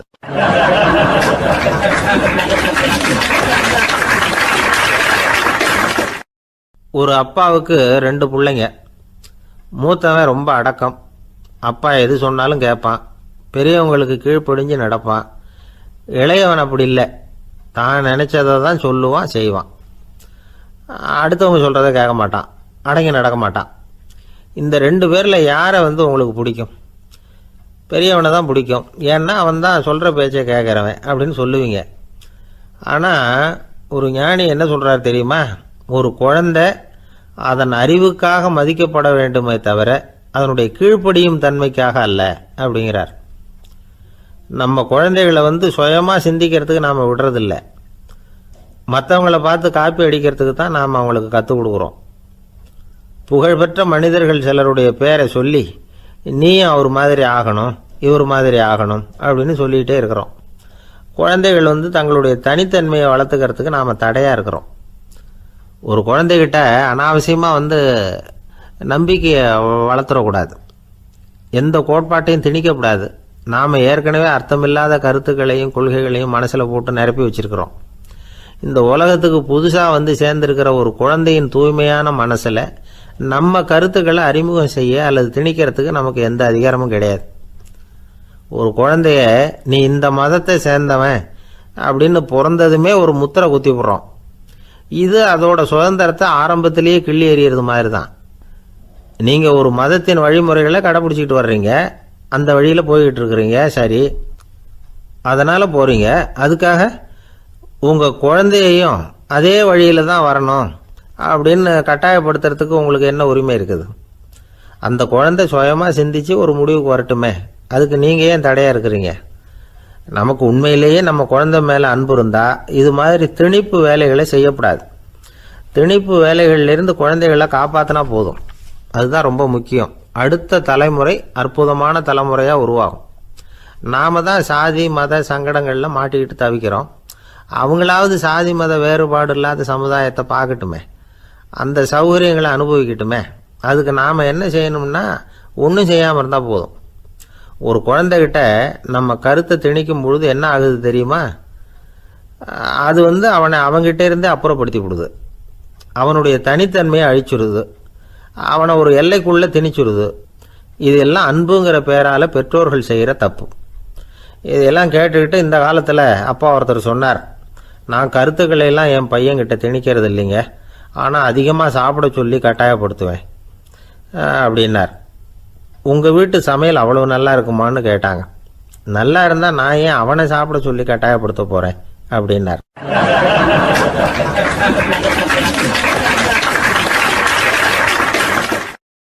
லோகமானிய பாலகங்காதர திலகர் இருந்தார்ல, அவருக்கு 15 வயசுலேயே கல்யாணம் நடந்துதான். மனைவி பேர் தபிபாய், ரொம்ப பெரிய குடும்பத்து பொண்ணு, நல்ல குணம். அவங்க குடும்பம் நடத்திக்கிட்டு இருக்கிறாங்க. அந்த காலத்தில் திருடர்கள் பயம் அதிகம். இந்த காலத்தில் மட்டும் என்னன்னு கேட்குறீங்களா? நீங்கள் கேட்குறது நியாயம்தான். இருந்தாலும் இந்த காலத்து திருடனுக்கும் அந்த காலத்து திருடனுக்கும் ஒரு முக்கியமான வித்தியாசம் உண்டு. அதாவது அந்த காலத்து திருடன்லாம் நியாயம் அநியாயம் பார்க்குறது உண்டு, இந்த காலத்தில் அப்படி பார்க்குறது இல்லை. அந்த காலத்தில் திருட வர்றவங்கள்ட்ட கூட ஒரு தார்மீக உணர்வு உண்டாம். அதாவது அப்போ உள்ள கொள்ளைக்காரங்க எதை களவாடினாலும் சரி, அரிசியை மட்டும் களவாடுறது இல்லையா, அப்படி ஒரு கொள்கை. அதனால் பாருங்கள், அந்த காலத்து பெண்கள் நகை நட்டுகளை பத்திரமா வைக்கணும்னா பெட்டியில் வைக்கிறது இல்லை, அரிசி பானையில் போட்டு வச்சு விடுறது. இப்போல்லாம் பேங்க்கில் வந்து சேஃப்டி லாக்கர்னு இருக்குல்ல, அது மாதிரி அந்த காலத்தில் வந்து சேஃப்டி லாக்கருங்கிறது அரிசி பானை. இந்த வளையல், மூக்குத்தி, தோடு இப்படி எதுவாக இருந்தாலும் அதில் போட்டு பத்திரமா வச்சுருவாங்க. திருடன் வந்து அரிசி பானை பக்கம் போகிறதில்ல. ஏன்னா சாப்பிட்ற விஷயத்தில் கை வைக்கக்கூடாது, அது பாவம் அப்படின்னு அவன் நினைக்கிறான். திலகரோட மனைவி தபீபாயும் அதே மாதிரி தன்னுடைய ஆபரணங்களை ஒரு அரிசி பானைக்குள்ளே போட்டு மூடி வச்சுருந்தாங்களாம். இப்படி இருந்தப்போ ஒரு நாள் ஒரு பிச்சைக்கார பொண்ணு வீடு வீடாக பிச்சை கேட்டுக்கிட்டே வந்திருக்குது. திலகர் வீட்டுக்கும் வந்து தர்மம் போடுங்க தாயே அப்படின்னு தான் அந்த பொண்ணு. அந்த அம்மா தபீபாய் காதில் இது விழுந்திருக்கு. உடனே கை நிறைய அரிசி அள்ளிக்கிட்டு வந்து போட்டிருக்கு. பாத்திரத்தில் அரிசியை போட்டதுக்கு அப்புறம் தான் தெரியுது பளிச்சுன்னு கண்ணில் படுது. அதாவது அந்த அம்மாவோட வைர மூக்குத்தி ஒன்று அரிசியோடு சேர்ந்து அந்த பிச்சைக்கார பொண்ணு பாத்திரத்தில் போய் விழுந்துட்டுது. இந்த அம்மாவுக்கு மனசுக்குள்ளே குழப்பம், என்ன இப்படி ஆகிட்டுதே, மூக்குத்தி போயிட்டுதே, பிச்சை பாத்திரத்துலேருந்து அதை எப்படி எடுக்கிறது அப்படின்னு தயக்கம். வாயை திறந்து அதை கேட்கறதுக்கும் கூச்சம். திண்ணையில் உட்காந்துருந்த திலகர் இவ்வளவையும் பார்த்துக்கிட்டு இருக்கிறார். மனைவியின் மனசுக்குள்ளே நடக்கிற மௌன போராட்டத்தை அவர் நல்லா புரிஞ்சுக்கிட்டாராம். மனைவியை பார்த்து சொன்னாராம், தபீபாய், இது வந்து தெய்வ சம்மதம். அவளுக்கு சேர வேண்டிய மூக்குத்தி அவகிட்ட போயிட்டுது. பிச்சை பாத்திரத்தில் விழுந்த மூக்குத்தியை எடுக்க வேணாம் அப்படின்னாராம். சரின்னு சொல்லிவிட்டு மேற்கொண்டு எதுவும் சொல்லாமல் அந்த அம்மா வீட்டுக்குள்ளே போயிட்டாங்களாம். இந்த காலத்துலலாம் அது மாதிரி நடக்குமா? வெறும் அரிசியை போட்டுவிட்டு விவகாரம் பண்ணிகிட்டு இருக்க மாட்டோமா? ஒரு பெரிய மனுஷன் வீட்டுக்கு ஒரு பிச்சைக்காரன் வந்தான். ஐயா, நாங்கள் பிச்சைக்காரங்கள்லாம் சேர்ந்து ஒரு சங்கம் வச்சுருக்குறோம், அதுக்கு நிதி சேர்க்குறோம், அதுக்கு ஒரு 100 ரூபா கொடுத்தீங்கன்னா எங்களுக்கு பெரிய உதவியாக இருக்கும் அப்படின்னானா. அதெல்லாம் ஒன்றும் கொடுக்க முடியாது போ அப்படின்னாரான் அவர். அப்படின்னா ஒரு 50 ரூபாயாவது கொடுங்களேன் அப்படின்ட்டுருக்கான். அதுவும் முடியாதுன்னு சொல்லிவிட்டார். 25 ரூபா அப்படின்ட்டுருக்கான். எதுவும் முடியாது அப்படின்னாரான். சரிங்க, இவ்வளவு பெரிய வீட்டுக்கு வந்துட்டு வெறுங்கையோடு திரும்புறது நல்லா இருக்காது, அதனால் சும்மா ஒரு 1 ரூபா மட்டுமாவது கொடுங்க அப்படின்ட்டுருக்கான் அவன். ஒரு பைசா கூட என்கிட்ட கிடையாது அப்படின்னு விட்டாரான் இவர். அப்படின்னா நீங்கள் ஒரு காரியம் பண்ணுங்களேன் அப்படின்னானா அவன். என்ன செய்யணும் அப்படின்ட்டுருக்கார்.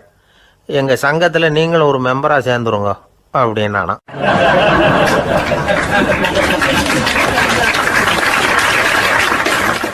ஒரு ஊரில் ஒரு மன்னன் இருந்தான், கொடுங்கோல் மன்னன். நிறைய தொந்தரவு பண்ணிக்கிட்டு இருந்தான்.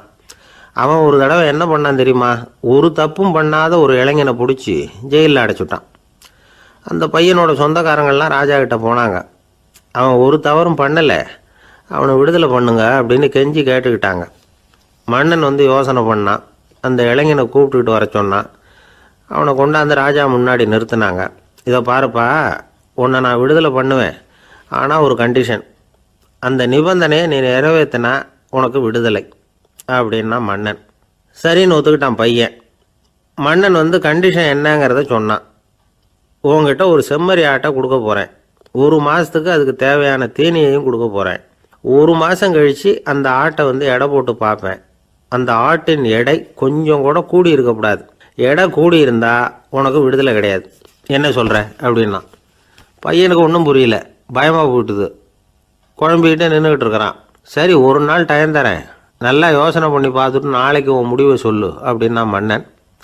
பையன் கவலையோடு வெளியில் வந்தான். அங்கே ஒரு பெரியவர் நின்றுக்கிட்டு இருந்தார். அவர்கிட்ட விஷயத்தை சொன்னான். அந்த பெரியவர் இந்த பையனுக்கு காதோட காதாக ஒரு வழியை சொல்லி கொடுத்தார். அதை கேட்டதும் பையன் மறுபடியும் மன்னன் முன்னாடி வந்து நின்னா, உங்கள் நிபந்தனையை ஏற்றுக்கிறேன்னு சொன்னான். மன்னன் வந்து ஒரு ஆட்டுக்குட்டியையும் அதுக்கு 1 மாதத்துக்கு தேவைப்படுற தீவனத்தையும் கொடுக்கும்படியாக உத்தரவு போட்டான். கொடுத்தாங்க, ஓடிட்டு போயிட்டான். 1 மாதம் தினமும் தவறாமல் அந்த தீவனத்தை ஆட்டுக்குட்டிக்கு போட்டுக்கிட்டு இருக்கிறான். 1 மாதம் கழித்து அந்த ஆட்டை வந்து அரண்மனைக்கு ஓட்டிகிட்டு போனான். மன்னன் அதை எடை போட்டு பார்க்குறான், எடை கூடவே இல்லை, அப்படியே தான் இருக்குது. உடனே போட்ட நிபந்தனைப்படி அந்த இளைஞனை வந்து விடுதலை பண்ணிவிட்டான். சரி, ஆட்டுக்கு எடை கூடாமல் இருக்கிறதுக்கு அந்த பெரியவர் சொல்லி கொடுத்த யோசனை என்ன அப்படின்னா, அது வேற ஒன்றும் இல்லை.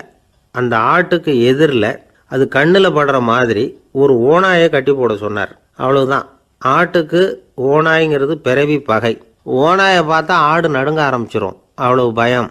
தினமும் அந்த ஆடு பயந்துக்கிட்டே தீனி சாப்பிட்டுது, எடை கூடல. அதுதான் ரகசியம். இது வந்து சின்ன பிள்ளைங்களுக்கான ஒரு கதை. இதிலேருந்து தெரிஞ்சிக்க வேண்டிய உண்மை என்னென்னா, நாமெல்லாம் சாப்பிட்றப்ப மனசும் உடம்பும் அமைதியாக இருக்கணும். அப்போ தான் அது உடம்புல ஒட்டும். அவசரத்துலேயும் பயத்துலையும் சாப்பிட்டா அது சரியாக ஜீரணமாகாது. இன்னொரு ராஜா இருந்தார். அவரும் ஒரு இளைஞனை ஜெயிலில் அடைச்சி விட்டார். விடுதலை பண்ணணும்னா ஒரு கண்டிஷன்னார். என்னன்னு கேட்டான். ஒரு ஆட்டுக்குட்டியை அவன் முன்னாடி கொண்டாந்து நிறுத்துவேன், நீ அதுக்கிட்ட ஒரு கேள்வி கேட்கணும், அதுக்கு சரியான பதிலை சொல்லணும், அப்படி செஞ்சுட்டா உனக்கு விடுதலைன்னார். இளைஞன் யோசனை பண்ணி பார்த்தான், சரின்னு ஒத்துக்கிட்டான். அது பிரகாரமே ஆட்டுக்குட்டியை பதில் சொல்ல வச்சுட்டான். என்ன நடந்தது தெரியுமா? ஆட்டுக்குட்டியை கொண்டாந்து நிறுத்தினாங்க. இவன் மெதுவாக அதுக்கிட்ட போனான். அது காதுகிட்ட போய் ஏப்ரலுக்கு அடுத்த மாதம் என்ன மாதம்னு கேட்டான். அது உடனே மேன்னு கத்திச்சு. இவன் விடுதலை ஆயிட்டான்.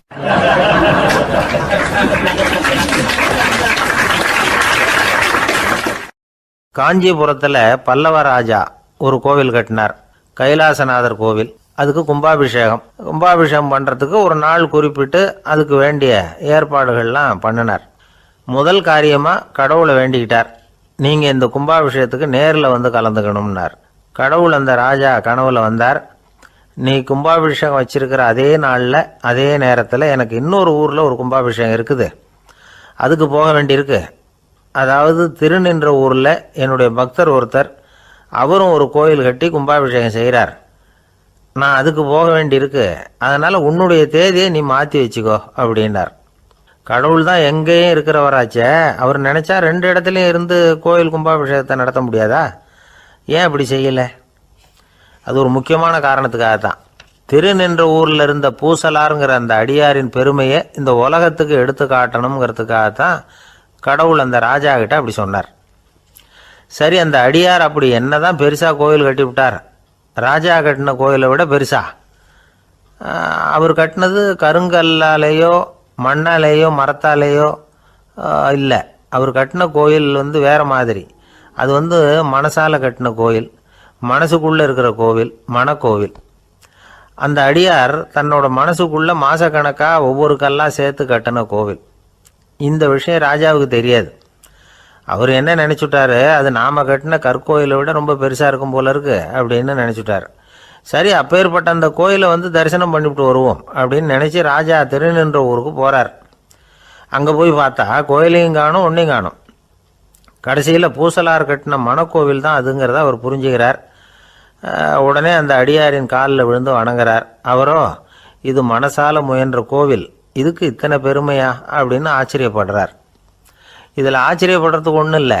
ஆண்டவன் விரும்புறது அகபக்தியையே தவிர புற தோற்றங்களே அல்ல. இதை நாம் புரிஞ்சுக்கிட்டோம்னா நமக்குள்ள எந்த வேறுபாடுகளும் வர்றதுக்கு வழியே இல்லை. இன்னொரு ராஜா இருந்தார். அவர் ஆண்டவனுக்கு படைக்கிறதுக்காக ஒரு தார் நல்ல செவ்வாழைப்பழமாக எடுத்துக்கிட்டு போகணும்னு நினச்சார். அதனால் முத நாளே அதை வாங்கிட்டு வர சொன்னார் வேலைக்காரங்கிட்ட. வேலைக்காரன் போனால் கடைத்தெருவில் ஒரு தார் பழம் வாங்கினான். வர்ற வழியில் அவன் குடிசை. அப்படியே எட்டி பார்த்துட்டு போவோமேன்னு நினச்சான். போனான். அங்கே இவனோட குழந்தை பாவம் பசியால் கத்திக்கிட்டு இருக்கு. இவன் பார்த்தான், இவ்வளவு பெரிய தாரில் ஒரு 2 பழம் எடுத்தா தெரியவா போகுது அப்படின்னு நினச்சி ஒரு 2 பழத்தை பிச்சு அந்த குழந்தைகிட்ட கொடுத்தான். அது அதை வாங்கி வயிறார சாப்பிட்டுது. பசி அடங்குச்சு, விளையாட போயிட்டுது. இவன் அதுக்கப்புறம் வாழைப்பழத்தை எடுத்துக்கிட்டு அரண்மனைக்கு வந்தான். 2 பழம் பிச்சிருக்கிறது ராஜாவுக்கு தெரிஞ்சு போச்சு. இவன் உண்மையை சொல்லிவிட்டான்.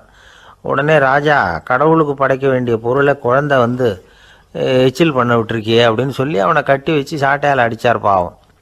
மறுநாள் பழத்தை கோயிலுக்கு எடுத்துகிட்டு போனார். கடவுள் முன்னாடி வச்சார். கடவுள் கண்ணை திறந்து பார்த்தார், பழம்லாம் அழுகி இருக்குது. என்ன இது அழுகி போன பழம் அப்படின்னார். ராஜா முழிச்சார். நல்லா தானே இருந்தது அப்படின்னு நினச்சார். அப்போ கடவுள் அந்த ராஜா கிட்ட சொன்னாராம், இதை பார்ப்பா, இந்த தாரில் 2 பழம் தான் நல்ல பழம், அந்த 2 பழங்களையும் நேற்றுக்கே நான் சாப்பிட்டுட்டேன் அப்படின்னாராம். அப்போ தான் ராஜாவுக்கு புரிஞ்சுது, ஏழை குழந்தையின் பசியை தீர்க்கறதுக்காக உதவுன அந்த 2 பழம்தான் இறைவன் சாப்பிட்ட பழம்னு. இறைவன் இருக்கிற இடம் எது? இதுதான். ஆந்திர நாட்டில் ஒரு அரசர் இருந்தார். அந்த அரசர்கிட்ட ஒரு அமைச்சர் இருந்தார். அந்த அமைச்சர் பேர் ராயண பாஸ்கர். அவர் ஒரு பெரிய அறிவாளி. அது மட்டும் இல்லை, மிகச்சிறந்த கொடையாளி. யார் எது கேட்டாலும் இல்லைன்னு சொல்ல மாட்டாராம். அதன் காரணமாகவே அவர்கிட்ட இருந்த செல்வம் நாளுக்கு நாள் குறைஞ்சிக்கிட்டே வந்துட்டு தான். கடைசியில் குடும்பத்துக்குன்னு எதுவும் வைக்காமலே அவர் போய் சேர்ந்துட்டார். மகனும் இறந்துட்டார். அந்த குடும்பத்தில் மிஞ்சி இருந்தது அவருடைய மருமகள், ஒரு பேரன், அவ்வளவுதான். இருந்த ஒரே சொத்து பழுதடைஞ்ச ஒரு வீடு. அந்த அம்மா மற்ற வீடுகளில் வேலை செஞ்சு தன்னுடைய பிள்ளைய படிக்க வச்சுக்கிட்டு வராங்க. அந்த புள்ள ஒரு பெரிய வள்ளலுடைய பேரன்கிறது அந்த பள்ளி வாத்தியார்களுக்கும் தெரியும். அதனால் அவங்களும் இவங்ககிட்ட கொஞ்சம் அன்பாகவும் அக்கறையாகவும் பழகி பாடம் சொல்லி கொடுத்துக்கிட்டு இருக்கிறாங்க. ஒரு நாள் ஒரு புகழ்பெற்ற கவிஞர் ஒருத்தர் அந்த பள்ளிக்கூடத்துக்கு வந்திருக்கிறார். ஆசிரியர்கள்கிட்ட பேசிக்கிட்டு இருந்தப்போ ஒரு செய்தியை சொன்னாராம். ராயண பாஸ்கருங்கிற வள்ளல் எனக்கு நிறைய உதவிகள் செஞ்சுருக்கார், என்னை பாராட்டி பரிசுகள்லாம் கொடுத்துருக்கிறார். அந்த வள்ளல் வாழ்ந்த கிராமத்தை பார்க்கணுங்கிறதுக்காக தான் இப்போ இங்கே வந்திருக்கிறேன் அப்படின்னாராம். ஆசிரியர் உடனே இந்த பையனை கூப்பிட்டு, இதை பாருங்கள், இவன் யார் தெரியுமா, நீங்கள் குறிப்பிடுகிற அந்த வள்ளலின் பேரன் அப்படின்னு அறிமுகப்படுத்தினாராம். கவிஞரின் கண்களில் ஆனந்த கண்ணீர். அந்த பரவச நிலையிலேயே அந்த வள்ளலை பற்றி கவி பாட ஆரம்பிச்சுட்டாராம். இந்த சின்ன பையன் அதை கேட்டிருக்கிறான். உடனே என்ன பண்ணான் தெரியுமோ, தன் கையில் அணிஞ்சிருந்த ஒரு பொன் வளையலை கழட்டி அந்த கவிஞருக்கு பரிசாக கொடுத்துட்டானான். எல்லாருக்கும் ஆச்சரியம். தாத்தா இருக்கும் நிலையில் கொடுத்தார், பேரன் இல்லாத நிலையிலையும் கொடுக்குறான். பையனை எல்லாரும் பாராட்டினாங்களாம். இருந்தாலும் அவனுக்குள்ள ஒரு பயம் எதுவும் ஆரம்பமாச்சு. பள்ளிக்கூடம் விட்டு வீட்டுக்கு வரும்பொழுது அந்த பயம் இன்னும் அதிகமாயிட்டுது.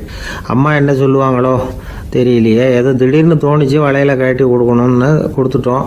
குடும்பம் இருக்கிற நிலையில் இப்படி நான் செஞ்சது தப்பா, வீட்டு செலவுக்கே அம்மா எவ்வளவு கஷ்டப்படுறாங்க, வீட்டுக்கு போனதும் என்ன நடக்குமோ தெரியலையே அப்படின்னு நினச்சி பயந்துக்கிட்டே அவன் வீட்டுக்குள்ளே அடி எடுத்து வைக்கிறான். அம்மா கூப்பிட்டு சாப்பாடு போட்டாங்க. அவங்க கண்ணில் படக்கூடாதுங்கிறதுக்காக ஒரு கையை பின்னாடி மறைச்சிக்கிட்டே இருந்தான். அம்மா இதை கவனிச்சிட்டாங்க. ஏய், உன் கையை ஏன் அப்படி வச்சிருக்கிற, உன் கைக்கு என்னாச்சு, ஏதாவது அடிபட்டு போச்சா அப்படின்னு கேட்டுக்கிட்டே கையை எடுத்து பார்க்குறாங்க. வளையல காணலை. வளையல் எங்கே அப்படின்னு கேட்குறாங்க. இவன் தயங்கிக்கிட்டே நடந்ததை சொல்கிறான். அதை கேட்டதும் அந்த அம்மாவோட முகம் கோபத்தால் சவுந்து போச்சான். முட்டாளே, என்ன காரியம் பண்ண அப்படின்னு கன்னத்தில் அரைஞ்சிட்டாங்களாம். அம்மா, என்னை அடிக்காத, ஏதோ தெரியாமல் தப்பு பண்ணிட்டேன் அப்படின்ட்டுருக்கான். மகனே, வளையலை கொடுத்ததுக்காக நான் உன்னை அடிக்கலை அப்படிங்க, பின்ன எதுக்கு அடித்தேன்னு கேட்டிருக்கான்.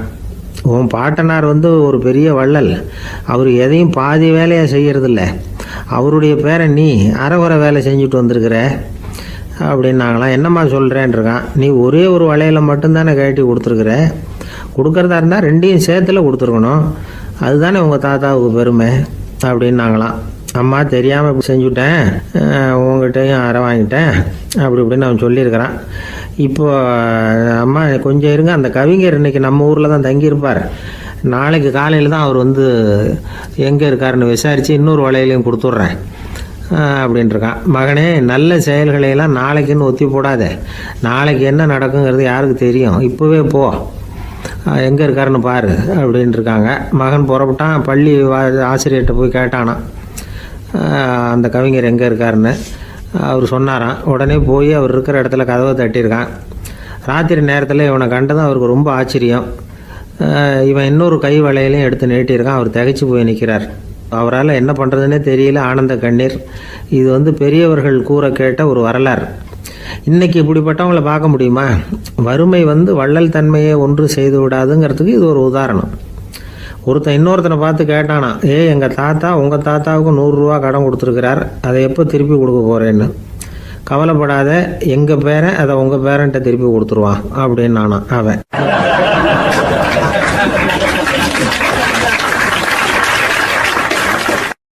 ஒரு ஊரில் ஒரு மன்னர் இருந்தார்.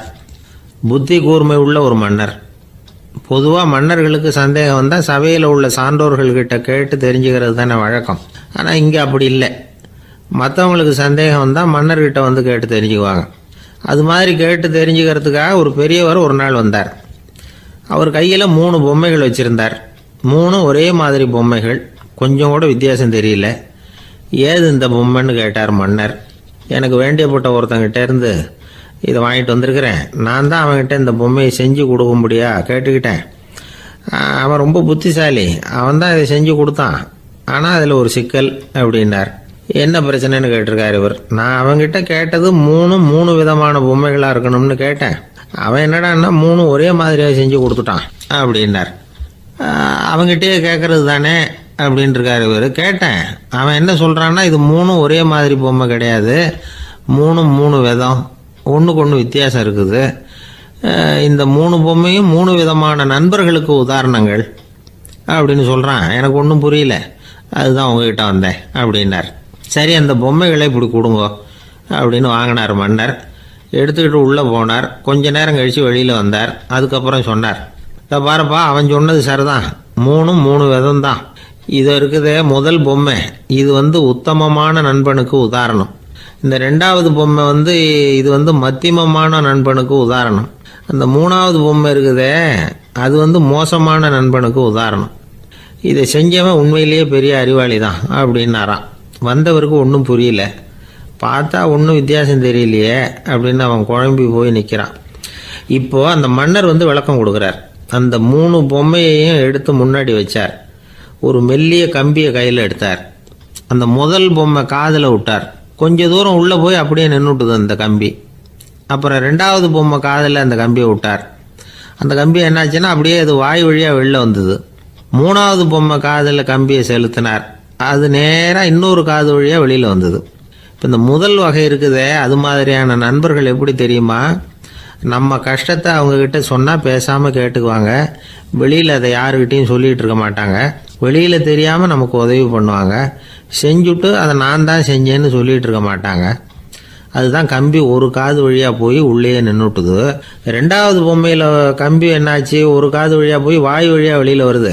இது மாதிரியான நண்பர்கள்கிட்ட நாம் கஷ்டத்தை சொன்னால் அதை அவங்க 4 பேர்கிட்ட போய் சொல்லி நமக்காக உதவி கேட்பாங்க. நமக்குன்னு கேட்டு வாங்கி அதை நம்மகிட்ட கொண்டுகிட்டு கொடுப்பாங்க. இவங்க மத்தியமமான நண்பர்கள். மூணாவது பொம்மையில் ஒரு காது வழியாக செலுத்துகிற கம்பி இன்னொரு காது வழியாக வெளியில் வந்துடுது. இது மாதிரியான நண்பர்கள்கிட்ட நம்ம கஷ்டத்தை சொன்னால் அவங்க காது கொடுத்து கேட்கறது மாதிரி நடிப்பாங்க. அப்படியே இன்னொரு காது வழியாக அதை வெளில விட்டுருவாங்க. அதை பற்றி கவலைப்பட மாட்டாங்க. இதுதான் இந்த பொம்மைகளுக்குள்ளே இருக்கிற வித்தியாசம் அப்படின்னு விளக்கம் கொடுத்தாராம் மன்னர். படிக்கிற பிள்ளைங்கள்லேயும் இது மாதிரி 3 வகை உண்டு. சில பேர் காதால் வாங்கி மனசில் வச்சுக்குவான். சில பேர் காதால் வாங்கி பேனாவால் எழுதி விடுவான். சில பேர் ஒரு காதால் வாங்கி இன்னொரு காதால் வெளியில் விட்டுருவான். ஒரு பையன் வகுப்பில் ஆசிரியர் பாடம் நடத்தும் பொழுது தலையை வேகமாக ஆட்டி ஆட்டி கேட்பானான். ஏன்டா இப்படி தலையை இப்படி ஆட்டுற அப்படின்னு கேட்டிருக்கான் பக்கத்தில் இருந்தவன். தலையை ஆட்டினா தாண்டா ஒரு காது வழியாக உள்ளே போகிறது இன்னொரு காது வழியாக வெளியில் வேகமாக வெளில போகும் அப்படின்னானான் அந்த பையன்.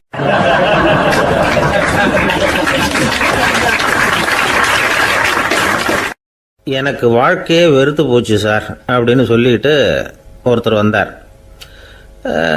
கொஞ்ச நேரம் பேசினதுக்கப்புறம் அவர் அப்படி சொல்லியிருந்தா அதில் ஒரு அர்த்தம் இருந்திருக்கும். வர்றதுக்கு முன்னாடியே வாழ்க்கை வெறுத்து போச்சுன்னு சொல்லிட்டு வர்றார். என்ன சார் விஷயம்னு விசாரித்தோம். எங்கள் வீட்டில் தினம் 3 வேளையும் ஒரே மாதிரி சாப்பாடு சார், வித்தியாசமே கிடையாது. இப்படியே 3 மாதமாக சாப்பிட்டுக்கிட்டு இருக்கிறேன். அதை விட பட்டினி கிடந்து செத்துடலாம்னு தோணுது அப்படின்னார். ஒரு பெரியவர் சொன்ன தத்துவத்தை சொல்கிறதுக்கு ஆள் கிடைக்காம தவிச்சுக்கிட்டு இருந்தோம். இப்போ ஒருத்தர் கிடைச்சிட்டார். விட்டுலாமா? உடனே அவரை உட்கார வச்சு சொல்ல ஆரம்பிச்சிட்டோம். அதாவது நாம் அனுபவிக்கிற உணர்வுகளில் களிப்பு, மகிழ்வு, ஆனந்தம் இது 3க்கும் ஒன்றுக்கு ஒன்று வித்தியாசம் உண்டு. மேம்போக்காக பார்க்குறதுக்கு இது 3 ஒன்று மாதிரி தோணும். ஆனால் அது அப்படி இல்லை. களிப்புங்கிறது உடம்பை பொறுத்தது, மகிழ்வுங்கிறது மனசை பொறுத்தது, ஆனந்தம்ங்கிறது ஆன்மாவை பொறுத்தது. இப்படி இந்த 3 வகையான அந்த சுவைப்புகளின் தன்மையும் வேற வேற. இப்போ முதல்ல களிப்புங்கிறத எடுத்துக்குவோம். நம்ம புலன்களுக்கு களிப்பை தரக்கூடிய பொருள்களுக்கு சில விசேஷ குணம் உண்டு. அது எப்படின்னா, சீக்கிரமே சலிப்பை உண்டு பண்ணும். ஒருத்தர் அந்த பொருளை எடுத்துக்கிட்டா அது இன்னொருத்தருக்கு குறைஞ்சிரும். உணவு, உடை இதெல்லாம் களிப்பை தரக்கூடிய பொருள்கள். இப்போ உதாரணத்துக்கு ஒரு சாப்பாட்டு மேசையில் ஒரு பாத்திரத்தில் 10 இட்லி இருக்குது. அதில் ஒரு 2 இட்லியை நம்ம தட்டில் எடுத்து வச்சு சாப்பிட்றோம். நாம் சாப்பிட்ட அந்த இட்லி நிச்சயமாக எதிரில் உட்காந்துருக்கிறவருக்கு இல்லை, அவருக்கு உபயோகப்படாது. நாம் சாப்பிட்ட அதே இட்லியை அவரும் சாப்பிட முடியாது, அவர் வேற தான் எடுத்து வச்சுக்கணும். அது மாதிரி நாம் ஒரு சட்டையை எடுத்து போட்டுக்கிறோம். அதே சட்டையை அதே நேரத்தில் இன்னொருத்தர் போட்டுக்க முடியாது. புலன்களுக்கு களிப்பை தரக்கூடிய இது மாதிரி பொருள்கள்லாம் முதல் தடவை நமக்கு கொடுக்குற களிப்பை 2வது தடவையும் கொடுக்காது. 3வது தடவை இன்னும் குறையும். கடைசியில் வெறுப்பாக மாறிடும். ஒவ்வொன்றா இட்லியை தொடர்ந்து சாப்பிட்றோம்னு வச்சுக்கோங்க, முதல் இட்லி தரக்கூடிய சுவையை 30வது இட்லி தராது. முதல் தடவை புது சட்டையை போட்டுக்கிறப்போ நமக்கு இருக்கிற களிப்பு அதே சட்டையை 100வது தடவையாக போட்டுக்கிறோம்னு வைங்க, அப்போ இருக்குமா? இருக்காது. இதுதான் களிப்பு. அதாவது சீக்கிரமே சலிப்பை தரக்கூடியது. ஒருத்தர் எடுத்துக்கிட்டால் இன்னொருத்தருக்கு குறைஞ்சி போகக்கூடியது. ஆனால் மகிழ்ச்சிங்கிறது அப்படி இல்லை. ஒருத்தர் அனுபவிக்கிறதுனால இன்னொருத்தருக்கு குறைஞ்சி போகாது. இப்போ காலையில் சூரியன் உதயம் ஆகிறத பார்த்து சந்தோஷப்படுறோம், அதையே இன்னொருத்தரும் பார்த்து சந்தோஷப்படலாம். ஒரு நல்ல சங்கீதத்தை கேட்குறோம், ஒரு அழகான ஓவியத்தை ரசிக்கிறோம், நீங்கள் ரசிக்கிற அதே நேரத்தில் இன்னொருத்தரும் அதை ரசிக்கலாம். அதனால் அது குறைஞ்சி போகிறதில்ல. இது மகிழ்வு. ஆனால் ஒன்று, ஒரே பாடலை திரும்ப திரும்ப கேட்டுக்கிட்டு இருந்தால் கடைசியில் அலுப்பு தட்டும். அதாவது மகிழ்வுங்கிறது எப்படின்னா, மற்றவங்களோட பகிர்ந்து கொள்றதுனால குறையாது. ஆனால் ஒரே பொருள் மீண்டும் மீண்டும் அனுபவிப்ப தர்றப்போ முதல்ல மகிழ்வு அதிகரித்து அதுக்கப்புறம் அது மங்கி மறைஞ்சு போயிடும். இதுதான் அந்த மகிழ்வுங்கிறதுக்கு இலக்கணம். சரி, இப்போ மூணாவதாக சுகம் தரக்கூடிய ஆனந்தம்ங்கிறது எப்படின்னா, இது நமக்கு உள்ளே இருந்து சுரக்கிறது. மனசு சலனங்கள்லேருந்து விடுபடுறப்போ இந்த ஆனந்தம் நமக்கு கிடைக்கும். இது நிலையான சுகம், ஆத்ம சுகம். களிப்பிலிருந்து மகிழ்வுக்கும் மகிழ்விலிருந்து ஆனந்தத்துக்கும் செல்றது தான் மனிதன் நடத்த வேண்டிய முக்கியமான பயணம். இவ்வளவு விஷயத்தையும் கேட்டுட்டு இந்த காலத்து பையன் ஒருத்தன் வந்தான். சார், இப்போ நீங்கள் ஒரு சாப்பாட்டு மேசையில் ஒரு 10 இட்லி வைக்கிறீங்க, என்ன உட்கார வைங்க, எதிரில் இன்னொருத்தனை உட்கார வைங்க, நான் களிப்பு மகிழ்வுலாம் தாண்டி நேரடியாக ஆனந்தத்துக்கு பயணம் பண்ணி காட்டுறேன் அப்படின்னா. ஒன்றும் புரியல அவன் சொன்னது. அது எப்படி, என்ன பண்ணுவ நீ அப்படின்னு சொல்லி கேட்டோம் ஆச்சரியமாக. 2 இட்லி சாப்பிட்டா தானே சார் களிப்பு, நான் 10 இட்லியும் மொத்தமாக சாப்பிட்ருவேன், அடுத்தவனுக்கு எதுவும் கிடைக்காது, அவனுக்கு கிடைக்காதபடி நாமே சாப்பிட்டுடுறோம்ல, அதுதானே நமக்கு ஆனந்தம் அப்படின்னு அதுக்கு ஒரு விளக்கம் சொல்கிறான்.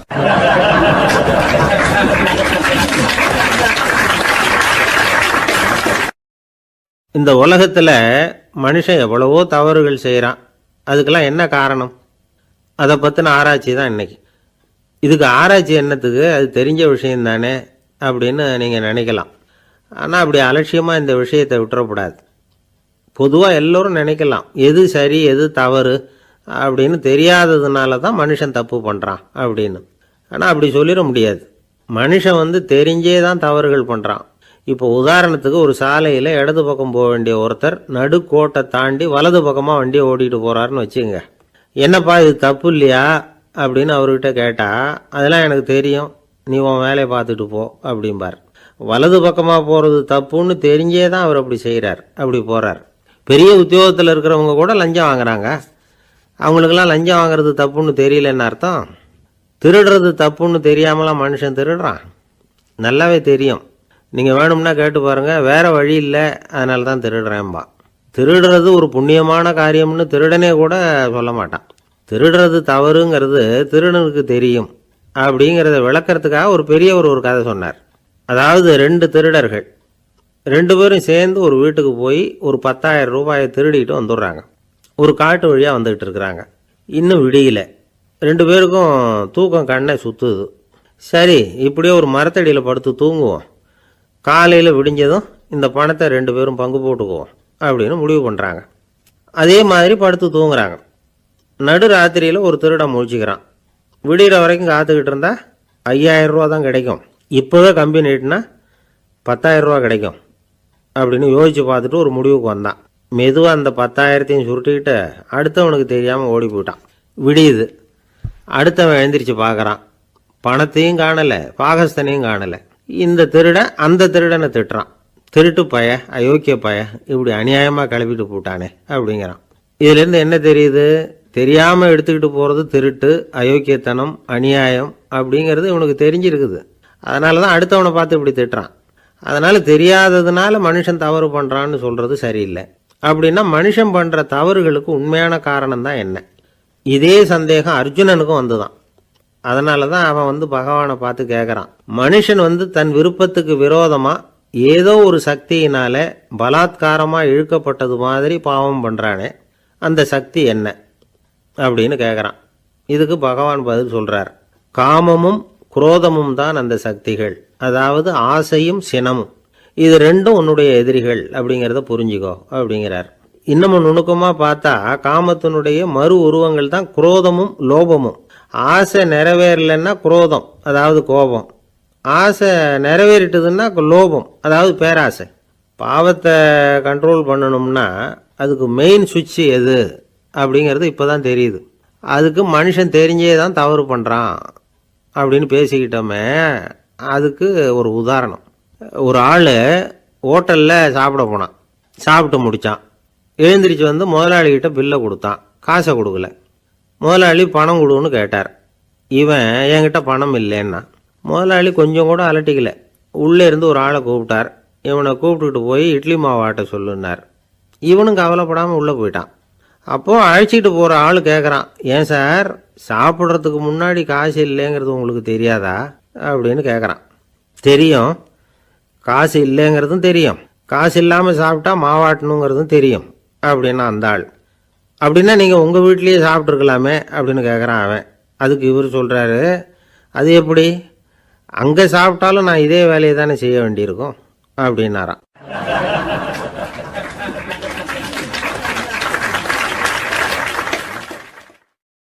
துஷ்டரை கண்டால் தூர விலகு, இப்படி ஒரு பழமொழி உண்டு. எதுக்காக இப்படி சொல்லி வச்சாங்க? துஷ்டன் ஏதாவது தொந்தரவு கொடுப்பான், அதனால் அவனை கண்டா பயந்துக்கிட்டு ஓடி ஒளிஞ்சிக்கோ அப்படின்னா இதுக்கு அர்த்தம் அப்படி இல்லை. ஒரு துஷ்டன் கிட்ட நெருங்கி போகிறோம்னு வச்சுக்கோங்க, அவன் நமக்கு கெடுதலான ஆலோசனைகள் எதையும் சொல்லலாம், அல்லது அவன் தீய உணர்வுகள் உள்ளவனா இருக்கலாம், அல்லது தீய செயல்கள் செய்யக்கூடியவனா இருக்கலாம், அல்லது தீய நட்புனால அவன் ஏற்கனவே கெட்டு போனவனா கூட இருக்கலாம். இப்படிப்பட்டவனை நெருங்கி போனா அவனோட பாதிப்பு நமக்கும் வந்துடும். அதனால விலகி போ அப்படின்னு சொல்றாங்க. இதையே கொஞ்சம் விவரமா இப்போ பார்ப்போமே. இப்போ இந்த துஷ்டர்களை 4 வகையா பிரிக்கிறாங்க. இந்த 4 வகைக்கும் உதாரணம் வேணும்னா வேற எங்கேயும் போக வேண்டியதில்லை, மகாபாரதத்தை பார்த்தாவே போதும். அதுல இந்த 4 வகையான தீயோரும் வர்றாங்க. முதல் வகைக்கு உதாரணம் சகுனி. இவன் மனசுல எப்பவும் தீய எண்ணங்கள் தான் நிறைஞ்சி இருக்கும். கனவுல கூட தீய ஆலோசனைகள். யாராவது ஒருத்தர் நல்லபடியா வாழ்ந்தா அதை இவனால சகிச்சிக்க முடியாது. இப்படிப்பட்டவனோட நெருங்கிய தொடர்பு துரியோதனனுக்கு கிடைச்சது. துரியோதனன் எப்படின்னா அவன் ஏற்கனவே தீய காரியங்கள் செய்யறதுக்கு தயங்காதவன். அப்படிப்பட்டவனுக்கு தீய போதனைகள் செய்யறதுக்கு சகுனி உதவுனா. இந்த 2 பேரோட சகவாசம் இன்னொருத்தனுக்கு கிடைச்சது. அவன் யாருன்னா துச்சாதனன். அவன் தீய நடத்தை உள்ளவன். இந்த 3 பேரும் ஒன்று சேர்ந்தா என்னத்துக்கு ஆகும்? உலகமே கெட்டு போடும்ல. இந்த 3 துஷ்டர்களோட நல்லவன் ஒருத்தன் சேர்ந்தான். அவன் தான் கர்ணன். கர்ணன் இயல்பாவே உத்தம குணம் உள்ளவன். அவன் நல்லவங்களோட சேராம இப்படிப்பட்ட கெட்டவங்க கிட்ட நட்பு வச்சுக்கிட்டான். அதனால அவனும் தீய செயல்களில் ஈடுபடுறது மாதிரி ஆயிடுது. துரியோதனனுடைய நண்பனா அவனுடைய ஆதரவுல வளர்ந்ததுனால அவனுக்கு துணையா இருக்க வேண்டி இருக்குது அப்படின்னா. நட்பு உரிமையினால உதவி புரிய வேண்டியது சரிதான், அது தப்புன்னு சொல்ல முடியாது. இருந்தாலும் தீய செயல்களுக்கு உதவி செய்யறது சரியில்லை. புத்தி பலம் புஜ பலம் எல்லாம் இருந்தா கூட தெய்வ பலம் இல்லைன்னா ஜெயிக்க முடியாது. கர்ணன் மகா வீரன். இருந்தாலும் கடைசியில் அவன் கதி என்னாச்சு? அவங்ககிட்ட எல்லா நல்ல குணங்களும் இருந்தது. இருந்தாலும் ஏன் இப்படி ஆச்சு? தீயவர்களுடைய சேர்க்கை தான் காரணம். அவங்களோட சேர்ந்ததுனால இவனையும் அப்படியே நினைக்க ஆரம்பிச்சுட்டாங்கல்ல. 4 வகை துஷ்டர்கள்ல இவனும் ஒரு வகை அப்படின்னு சொல்ல ஆரம்பிச்சிட்டாங்க. அதாவது தீய ஆலோசனைக்கு சகுனி, தீய உணர்வுகளுக்கு துரியோதனன், தீய செய்கைக்கு துச்சாதனன், தீய நட்புக்கு கர்ணன். இப்படி உதாரணமாயிட்டான். அதனாலதான் துஷ்டரை கண்டால் தூர விலகு அப்படின்னு சொன்னாங்க. அது புராண காலம். இப்பெல்லாம் நிலைமை கொஞ்சம் வேற விதமா இருக்குது. அன்னைக்கு ஒரு நாள் அப்படிதான் ஒரு காட்டு பாதையில யாரோ ஒருத்தர் அடிபட்டு கிடந்தார். யாரோ ஒரு துஷ்டன் அவனை அடிச்சு போட்டுட்டு போயிட்டான் போல இருக்கு. அந்த வழியா போன ஒருத்தர் பரிதாபப்பட்டு அவனை போய் தூக்குனார். ஆறுதல் சொன்னார், இதை பாருங்க, இந்த வழியா எப்பவும் தனியா வரக்கூடாது. ஏன்னா இங்க ஒரு ரவுடி இருந்துகிட்டு வர்றவங்க போறவங்களெல்லாம் வழிப்பறி பண்ணிட்டு இருக்கிறதா கேள்விப்பட்டிருக்கிறேன் அப்படின்னாராம். இனிமே அப்படி கேள்விப்பட மாட்டீங்க அப்படின்னு அந்த ஆளு. ஏன்னு கேட்டிருக்காரு இவர். அவன் சொல்லியிருக்கான், நான் தான் சார் அந்த ரவுடி. இந்த வழியா போனவங்க கிட்ட தகராறு பண்ணேன். அவங்க தான் என்ன இப்படி அடிச்சு போட்டு என்கிட்ட இருந்த பணத்தையெல்லாம் புடுங்கிட்டு போட்டாங்க சார். காலம் ரொம்ப கெட்டு போச்சு அப்படின்னு நானா ரொம்ப பரிதாபமா.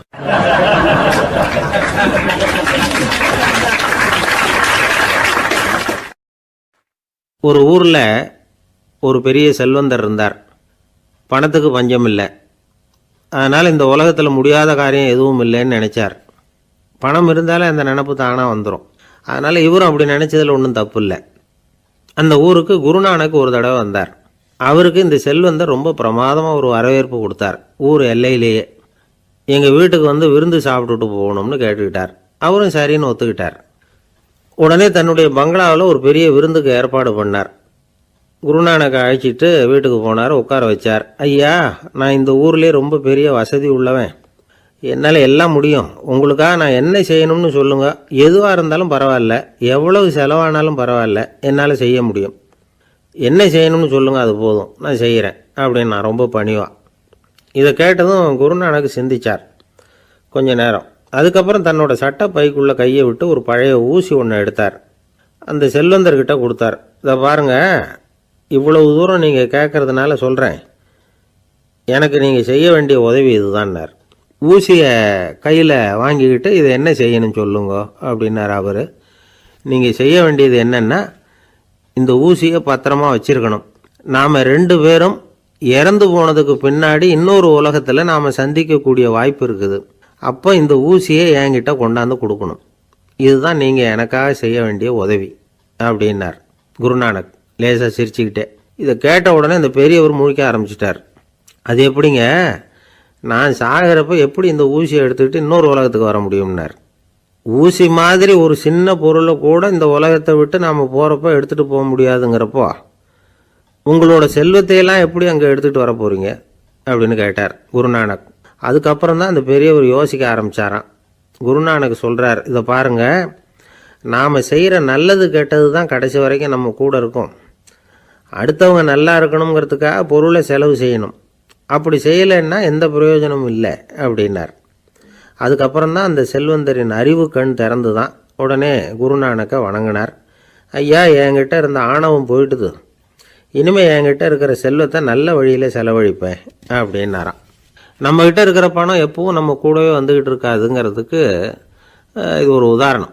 அதுக்காக நாம் பணம் சேர்க்கறத பற்றி கவலைப்பட வேண்டியதில்லை, பேசாமல் படுத்து தூங்கிக்கிட்டு இருந்தால் போதும் அப்படின்னு இதுக்கு அர்த்தம் பண்ணிக்கக்கூடாது.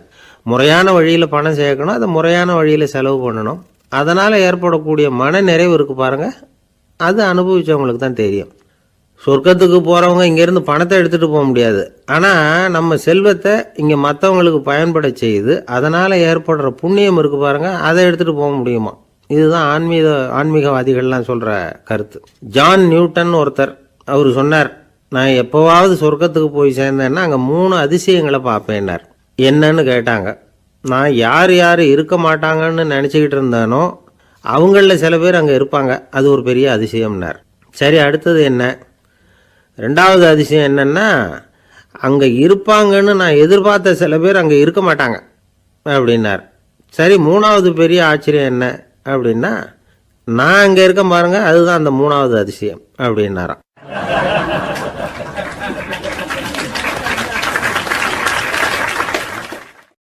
ஒரு மனுஷனை பார்த்து என்கிட்ட வாலாட்டாதே அப்படின்னு சொன்னால் அவன் நம்மக்கிட்ட ஏதோ வம்புக்கு வர்றான்னு அர்த்தம். ஒரு நாயை பார்த்து யாரும் என்கிட்ட வாலாட்டாதே அப்படின்னு சொல்கிறது இல்லை. ஏன்னா நாய் வாலாட்டுனா அது நம்மக்கிட்ட தன்னுடைய நன்றியை தெரிவிக்கிறதாக நினச்சிக்கிட்டு இருக்கிறோம். ஆனால் அது அப்படி இல்லை அப்படின்னு சொல்கிறாங்க அது சம்பந்தமான நிபுணர்கள். ஒரு நாய் தன்னுடைய வாலை இந்த பக்கமும் அந்த பக்கமுமா இப்படியும் அப்படியும் ஆட்டிக்கிட்டு இருந்தா அது பதட்டத்தில் கூட இருக்கலாம். நாய் நட்பாக இருந்தாலும் வாலாட்டும், ஆத்திரத்தில் இருந்தாலும் வாலாட்டும், கோபத்தில் இருந்தாலும் வாலாட்டும், குழப்பத்தில் இருந்தாலும் வாலாட்டும், மகிழ்ச்சியாக இருந்தால் கூட அது வாலாட்டும். அதை நாம் தப்பாக புரிஞ்சுக்கிட்டு அதுக்கிட்ட போய் மாட்டிக்கக்கூடாது. நாயை பற்றி எனக்கு நல்லா தெரியும் அப்படின்னு சொல்கிறவங்க கூட அதுக்கிட்ட கடி வாங்கிட்டு நிற்கிறது உண்டு. நிபுணர்கள் என்ன சொல்கிறாங்க தெரியுமா? எப்போவுமே நாய்கள் திடீர்னு கடிச்சு விடுறதில்ல, கடிக்கிறதுக்கு முன்னாடி சில அறிகுறிகளை காட்டும். அதை சரியாக புரிஞ்சுக்கிட்டோம்னா தப்பிச்சுக்கலாம். ஒரு வீட்டுக்கு போகிறீங்க, அங்கே புதுசாக ஒரு நாயை பார்க்குறீங்க, உடனே அதுக்கிட்ட போய் குனிஞ்சு சிரிச்சுக்கிட்டே அது தலையில் தட்டுறீங்க. இது ரொம்ப தப்பான். ஒரு நாய் இன்னொரு நாயை நேருக்கு நேர் பார்த்து பல்ல காட்டுனா அது தன்னுடைய தன்முனைப்பை காட்டுதுன்னு அர்த்தமா. உன்னை விட நான் பெரியவன் அப்படின்னு சொல்லுதுன்னு அர்த்தம். அதனால் நீங்கள் அது மாதிரி கிட்ட போய் சிரிக்கிறோம் அப்படின்னு நினச்சிக்கிட்டு பல்ல காட்டினா உங்களையும் எதிரியாக நினச்சிரும். இன்னொரு விஷயம் என்னென்னா, தலையில் தட்டுனா நாய்க்கு பிடிக்காது. அது தன்னை அடக்கிறதாகவும் அச்சுறுத்துறதாகவும் நினச்சிக்கிட்டு இருக்கும். சரி, அப்படின்னா புதுசாக ஒரு இடத்துல அல்லது வீட்டில் நாய்க்குட்டியை பார்த்தா என்ன பண்ணுறது? நீங்கள் சும்மா இருங்க, அதுவாக கிட்ட வரட்டும். அதுக்கப்புறம் அதுக்கிட்ட கனிவாக பேசுங்க. கன்னம், மார்பு, தோல் இங்கெல்லாம் தட்டலாம், தப்பு இல்லையா? தலையில் தான் தட்டப்படாதான். ஒரு நாய் வந்து உங்களை நோக்கி ஓடி வருது, நீங்களும் ஓடுனா அது துரத்த ஆரம்பிச்சிடும். அசையாமல் சில மாதிரி நின்றுடுங்க, அது கிட்ட வராது. அதுக்கு ஆர்வம் இல்லாமல் போயிடும். ஒரு தெருவில் சின்ன பிள்ளைங்க நிறைய பேர் விளையாடிக்கிட்டு இருக்கிறாங்க. அப்போ சில நாய்கள் அங்கே ஓடி வருது. எல்லாரும் ஓடினாங்க. அப்படி ஓடுறப்போ ஒரு பையன் கால் தடிக்க கீழே விழுந்துட்டான். என்னாச்சு தெரியுமா? துரத்திட்டு வந்த நாய்கள்லாம் கீழே விழுந்தவனை ஒன்றும் செய்யலை, அவன்கிட்டே போகல. ஓடிக்கிட்டு இருந்தாங்கல்ல பசங்க, அவங்கள துரத்திக்கிட்டு அவங்க பின்னாடி ஓடிச்சான். அதுதான் நாய்களுடைய சுபாவம். ஒரு நாய் நம்மளை நேருக்கு நேர் முறைச்சி பார்க்குதுன்னு வச்சுங்க, நாமளும் அதை முறைச்சி பார்க்கக்கூடாது. நாம் வேறு பக்கம் எங்கேயாவது பார்க்க ஆரம்பிச்சிடணும். ஒரு நாய் வந்து கோபமாக இருந்ததுன்னா அதோட வால் வந்து உறுதியாக நேராக நிற்கும். ஒரு நாய் பணிந்து போனால் அல்லது பயந்து போனால் அது தன்னோட வாலை காலுக்கு நடுவில் வச்சுக்கும்.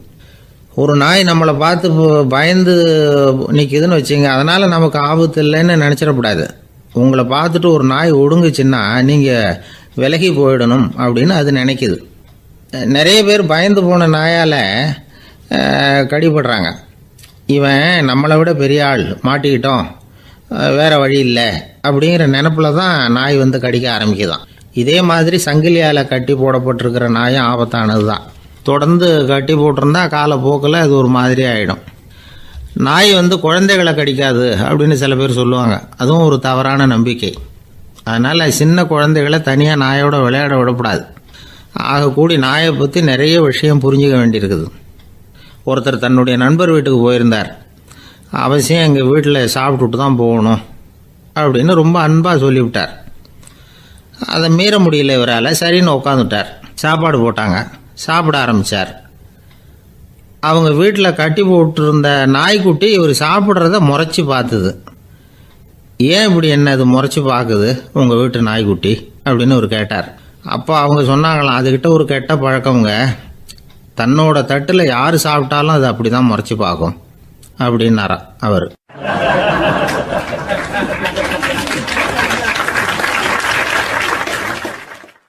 இன்பம் துன்பம் இது ரெண்டும் சேர்ந்தது தான் வாழ்க்கை. இது எல்லாரும் சொல்லிகிட்டு இருக்கிற ஒரு உண்மை. அது சரி, இது ரெண்டும் வர்றதுக்கு என்ன காரணம்? துறவி ஒருத்தர் யோசித்து பார்த்துருக்கார். இன்ப துன்பம் தோன்றுவதற்கு முக்கியமாக 6 காரணங்கள் உண்டு அப்படிங்கிறார் அவர். அது என்னங்கிறத நாமளும் தெரிஞ்சு வச்சுக்குவோமே. இப்போ முதல் காரணம் சுயநலம். ஒரு தாயார் வந்து தன்னுடைய சுயநலம் கருதி தன்னுடைய மகன் இன்பமாக இருக்கணும்னு ஆசைப்படுறாங்க. மகனும் அப்படியே ஆசைப்படுறான். அதனால் தாயாரின் இன்ப துன்பங்களை பார்த்துட்டு மகனும் இன்ப துன்பம் அடையிறான். அந்த அம்மாவுக்கும் அதே நிலைமை தான். ரெண்டாவது காரணம் உறவு. நான் துறவியான பிறகு கூட உறவுங்கிற காரணத்தினால தான் தாயாருடைய சுக துக்கங்களை கண்டு நானும் சுக துக்கம் அடைகிறேன். என் தாயாருடைய நிலைமையும் இதுதான் அப்படிங்கிறார் ஒரு துறவி. மூணாவது காரணம் என்னென்னா அறிமுகம். எனக்கு அறிமுகமான ஒருத்தரை ரயில் நிலையத்தில் சந்திக்கிறேன். அவர் தன்னுடைய பணப்பையை எங்கேயோ தொலைச்சி விட்டு வருத்தப்பட்டுக்கிட்டு இருக்கிறார். நானும் வருத்தப்படுறேன். அந்த சமயத்தில் யாரோ ஒருத்தர் இதுதானே அவங்க பணப்பை அப்படின்னு சொல்லி கொண்டாந்து நீட்டுறார். பணப்பையை தொலைச்சவர் சந்தோஷப்படுறார், நானும் சந்தோஷப்படுறேன். இது அந்த துறவி சொல்கிற அனுபவம். நாலாவது காரணம் என்னென்னா கருணை. எனக்கு முன்னே பின்னே தெரியாத ஒருத்தனை யாரோ ஒருத்தன் அடித்து காயப்படுத்தி போடுறான். கருணை காரணமாக நான் அதுக்காக துக்கப்படுறேன். அஞ்சாவது காரணம் எதையும் நம்புறது. ஒரு பசுமாட்டை ஒரு முரணை அடிச்சுக்கிட்டு இருக்கிறான் அப்படின்னு ஒருத்தர் வந்து நம்மகிட்ட சொல்கிறாருன்னு வைங்க, உடனே நான் துக்கப்படுறேன். இன்னொருத்தர் வந்து அந்த முரணனை போலீஸ்காரங்க பிடிச்சிட்டு போயிட்டாங்கன்னு சொல்லி சொல்கிறாரு, நான் உடனே சந்தோஷப்படுறேன். மூணாவதாக ஒருத்தர் வந்து முதல் 2 பேரும் சொன்னது பொய்யுங்கிறார். அப்போ நான் இன்ப துன்பம் ரெண்டுமே இல்லாமல் நிம்மதியாக இருக்கிறேன். இது ஒரு விதம். அடுத்தது 6வது காரணம் என்னென்னா தன்மயமாகுதல். ஒரு நாவல் படிச்சுக்கிட்டு இருக்கிறோம், அதில் வர்ற பாத்திரங்களோட நாம் ஒன்றி போயிடுறோம். அதில் வர்ற பாத்திரங்கள் சிரிச்சுதுன்னா நாமளும் சிரிக்கிறோம், அது அழுதுன்னா நாமளும் அழறோம். அதெல்லாம் வந்து அந்த துறவி சொல்கிற அனுபவ உண்மைகள். இன்ப துன்பம் இது ரெண்டும் தோன்றுவதற்கு சுயநலம், உறவு, அறிமுகம், கருணை, எதையும் நம்புறது, தன்மயமாகிறது, இது எல்லாம் தான் முக்கிய காரணம் அப்படின்னு அவர் சொல்கிறார். ஆகக்கூடி ஒட்டு மொத்தமாக யோசனை பண்ணி பார்த்தா பிற பொருள்கள் மீது பற்றுதல் காரணமாக தான் நாம் இன்ப துன்பம் அடையிறோம் அப்படிங்கிறத புரிஞ்சிக்க முடியுது. மனுஷன் இன்ப துன்பம் அடையிறதுக்கு 7வது காரணம் கூட ஒன்று உண்டு அப்படின்னு சொல்லிகிட்டே வந்தார் ஒருத்தர். அது என்ன அப்படின்னு கேட்டோம். அதுதான் சார் இந்த நீங்கள் சொல்லிட்டு வர்ற இன்று ஒரு தகவல்னார். எப்படி சொல்கிறீங்கன்னு கேட்டோம். இன்று ஒரு தகவல் கேட்க ஆரம்பிக்கிறப்போ மனசில் இன்பம், ஆரம்பித்த உடனே இது ஏற்கனவே கேட்ட சமாச்சாரமாச்சே அப்படின்னு நினைக்கிறப்போ துன்பம் அப்படின்னு அதுக்கு ஒரு விளக்கம் கொடுத்தார் அவர்.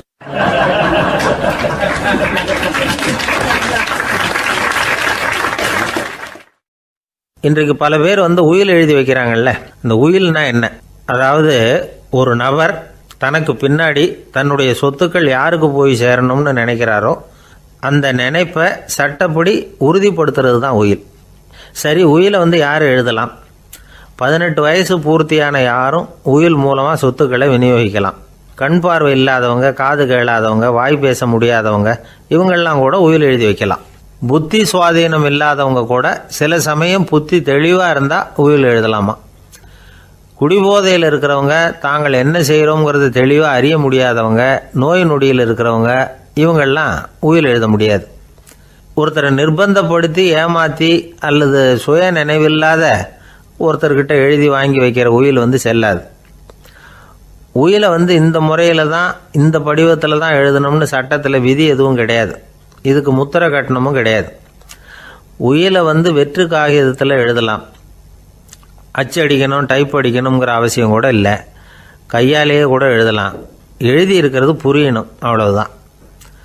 குறைந்தபட்சம் 2 சாட்சிகளை வச்சுக்கிட்டு உயில் எழுதுகிறவர் அதில் கையெழுத்து போடணும். கையெழுத்து போட தெரியாதுன்னா இடது கை பெருவிரல் ரேகை வைக்கலாம். உயில் சாசனத்துக்கு சாட்சிகள் கையெழுத்து இல்லைன்னாலும் அது செல்லாது. அப்புறம் ப்ரிவிலேஜ்டு வில் அப்படின்னு இருக்கு. அதுக்கு மட்டும் சாட்சிகள் தேவையில்லை. அது என்னென்னா, இந்த விமானப்படை, கப்பல் படை அல்லது யுத்தத்தில் பணிபுரியும் நபர்கள் அவங்கெல்லாம் இருக்கிறாங்க இல்லையா, அப்படிப்பட்டவங்க எழுதுகிற உயில் அது. அதுக்கு சில விசேஷ சலுகைகள் உண்டு. ஒருத்தர் முதல்ல ஒரு உயில் எழுதி வைக்கிறார், அதுக்கப்புறம் மனசு மாறி போகுது, அது வேணாம்னு நினைக்கிறார், ரத்து செஞ்சுடலாம். அதுக்கப்புறம் வேறு உயிலும் எழுதலாம். உயிரோடு இருக்கிற வரைக்கும் எத்தனை தடவை வேணும்னாலும் உயில் எழுதலாம். கடைசியாக எழுதப்பட்ட உயில் சட்டப்படி சரியாக இருந்தால் அதுதான் அமலுக்கு வரும். சரி, எழுதுகிற உயிலை ரகசியமாக வச்சுருக்கிறது எப்படி? இது ஒரு கேள்வி.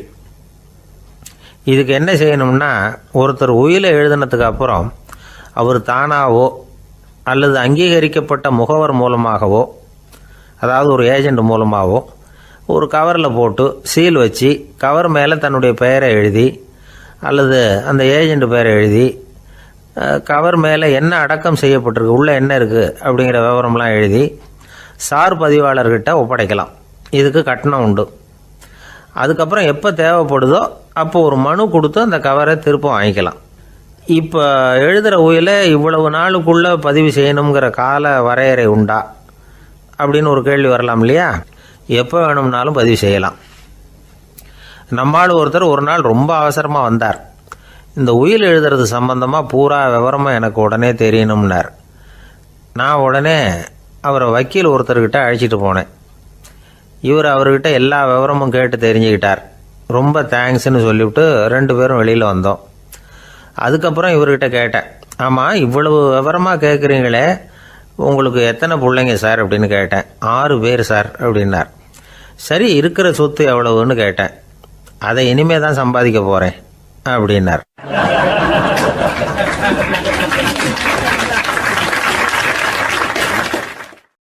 வயிறு பசிக்குதேங்கிறது சிலரோட கவலை, வயிறு பசிக்க மாட்டேங்குதே அப்படிங்கிறது சில பேரோட கவலை. 2 விதமான கவலைக்கும் வயிறு தான் காரணமாக இருக்குது. வயிறு பசிச்சதுன்னா அது இயற்கை, வயிறு பசிக்கலைன்னா அது வியாதி. ஆனால் பசியையும் நாம் பசிப்பிணி அப்படின்னு தான் சொல்லுவோம். என்ன காரணம்? வியாதியை போக்க வேண்டியது எவ்வளவு முக்கியமோ அதை விட முக்கியம் பசியை போக்க வேண்டியது. ஒரு சமுதாயத்தில் பசிப்பிணியே இருக்கக்கூடாது, அதுதான் நல்ல சமுதாயம். பசியை போக்கணும்னா சாப்பாடு போடணும், பசியின்மையை போக்கணும்னா வைத்தியம்தான் பண்ணணும். இது சம்பந்தமாக எவ்வளவோ ஆராய்ச்சிகள் நடக்குது, நிறைய மருந்து கண்டுபிடிச்சிருக்கிறாங்க. நம்ம உடம்புல பசியை தூண்டக்கூடிய பகுதி எது, இதை முதல்ல தெரிஞ்சுக்கணும் இல்லையா? நாம் சாப்பிட்ற ஆகாரம் செரிக்கிறதுக்கு எது காரணம் தெரியுமா? நம்ம மூளையோட பின்பகுதி தான் அதுக்கு காரணமாக இருக்குதாம். மூளையின் பின்பகுதியில் நரம்பு செல்களால் ஆன 2 வகையான ஆரக்சின்கள் தான் பசியை உண்டாகுது அப்படின்னு கண்டுபிடிச்சிருக்கிறாங்க. 2 ஆய்வாளர்கள் இதை கண்டுபிடிச்சிருக்காங்க. அவங்க 2 பேரும் டெக்சாஸ் பல்கலைக்கழகத்தில் ஹார்வர்டு ஹக்ஸ் மருத்துவ கல்வி நிலையத்தில் பணிபுரிகிறவங்களாம். உண்பது தேவைங்கிறது உணரப்படும் போது மூளையின் அந்த குறிப்பிட்ட பகுதி ஆரக்சின் அப்படிங்கிற ஹார்மோன்களை சுரக்கும். அது பசி உணர்வை தூண்டும் அப்படிங்கிறது தான் அந்த ஆய்வாளர்களின் கண்டுபிடிப்பு. இந்த ஆரக்சின் வேறு சில உயிரினங்கள்லேயும் உண்டு. இப்போ எலிகளில் கூட இது இருக்குது. அதனால் எலிகளை வச்சு இது சம்மந்தமாக ஆராய்ச்சி பண்ணாங்க. எலிகள் உடம்பில் ஆரக்சினை செலுத்தி பார்த்தாங்க. உடனே என்னாச்சு தெரியுமா? அந்த எலியெல்லாம் பசியால் துடிக்க ஆரம்பிச்சுட்டுது. எதையாவது தின்னு பசியை தீர்த்தா போதுங்கிற அளவுக்கு அந்த எலிகள்லாம் அல்லாட ஆரம்பிச்சுட்டுது. இயல்பாக சாதாரணமாக அந்த எலிகள் எவ்வளவு சாப்பிடுமோ அது மாதிரி 8 முதல் 10 மடங்கு அதிகமான ஆகாரத்தை 1 மணி நேரத்துக்குள்ளே சாப்பிட்டு தீர்த்துட்டு தான். சில எலிகளின் மூளையில் இந்த ஆரக்சின் அளவை கட்டுப்படுத்தி பார்த்துருக்குறாங்க. உடனே என்னாச்சு தெரியுமா? அதெல்லாம் சாப்பாட்டை கண்டா முகத்தை திருப்பிட்டு போக ஆரம்பிச்சுட்டு தான். அந்த எலிகளுக்கு பசி எடுக்கலையாம். இந்த ஆராய்ச்சியின் அடிப்படையில் பசியை எடுக்காமல் இருக்கிற மனிதர்களுக்கும் பசியை தூண்ட முடியும் அப்படின்னு சொல்லி ஆராய்ச்சியாளர்கள் தெரிவிச்சிருக்கிறாங்க. ஆக ஆரக்சின் தான் பசிக்கு காரணம்ங்கிறது தெரிஞ்சு போச்சு. சரி, இந்த ஆரக்சின் அப்படின்னா என்ன? அது ஒரு கிரேக்க சொல். அதுக்கு பசின்னு அர்த்தம். நம்ம ஆளுங்களுக்கெல்லாம் பசியை தூண்டுறதுக்கு மருந்து தேவையில்லை, பசியை குறைக்கிறதுக்கு தான் மருந்து தேவை. ஒரு அம்மா டாக்டரை தேடி வந்தாங்களாம். டாக்டர், எங்கள் வீட்டுக்காரருக்கு திடீர்னு அகோர பசி, நிறைய சமைச்சு போடுறேன், அவ்வளவையும் சாப்பிட்டுட்டு கீழே கிடக்கிற குப்பை கூலங்களையும் எடுத்து சாப்பிட ஆரம்பிச்சுட்றார், இது என்னன்னு கவனித்து பாருங்கள் அப்படின்னாங்களாம்.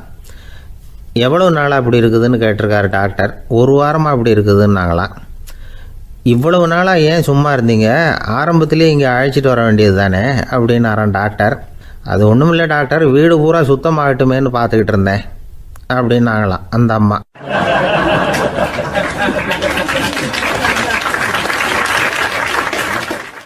ஒரு ஊரில் ஒரு மன்னர் இருந்தார்.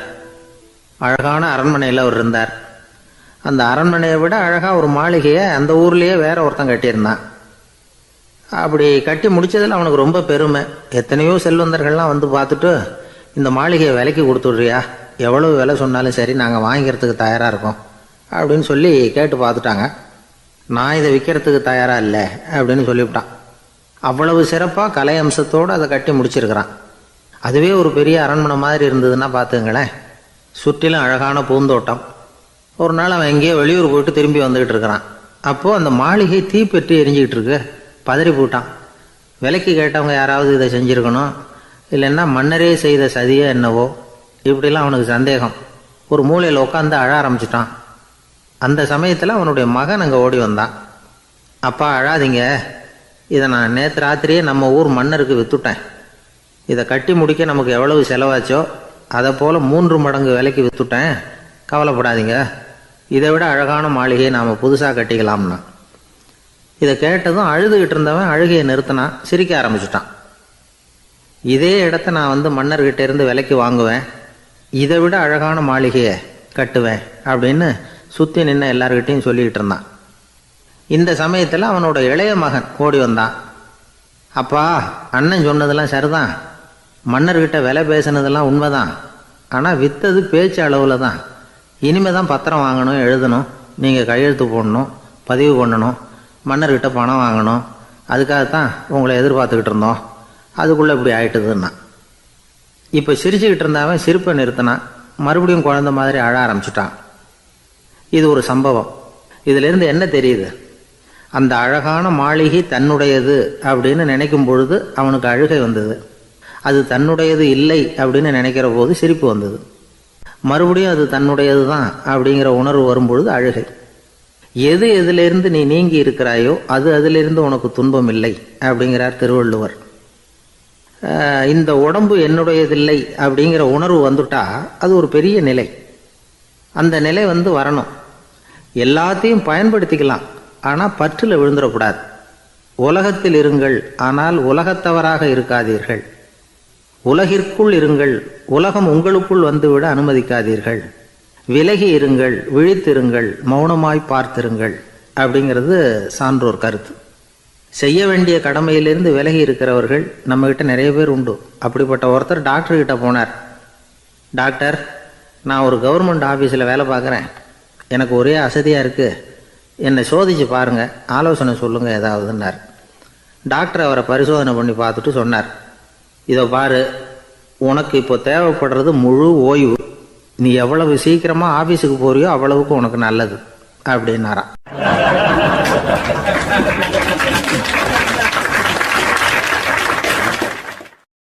ஒரு மாணவனை பார்த்தேன். என்ன தம்பி படிப்புலாம் எப்படி இருக்குது அப்படின்னு விசாரித்தேன். அவன் ரொம்ப அழுத்துக்கிட்டான். நான் நல்லா தான் சார் படிக்கிறேன், இருந்தாலும் புத்தியில் சரியாக ஏற மாட்டேங்குது சார் அப்படின்னா.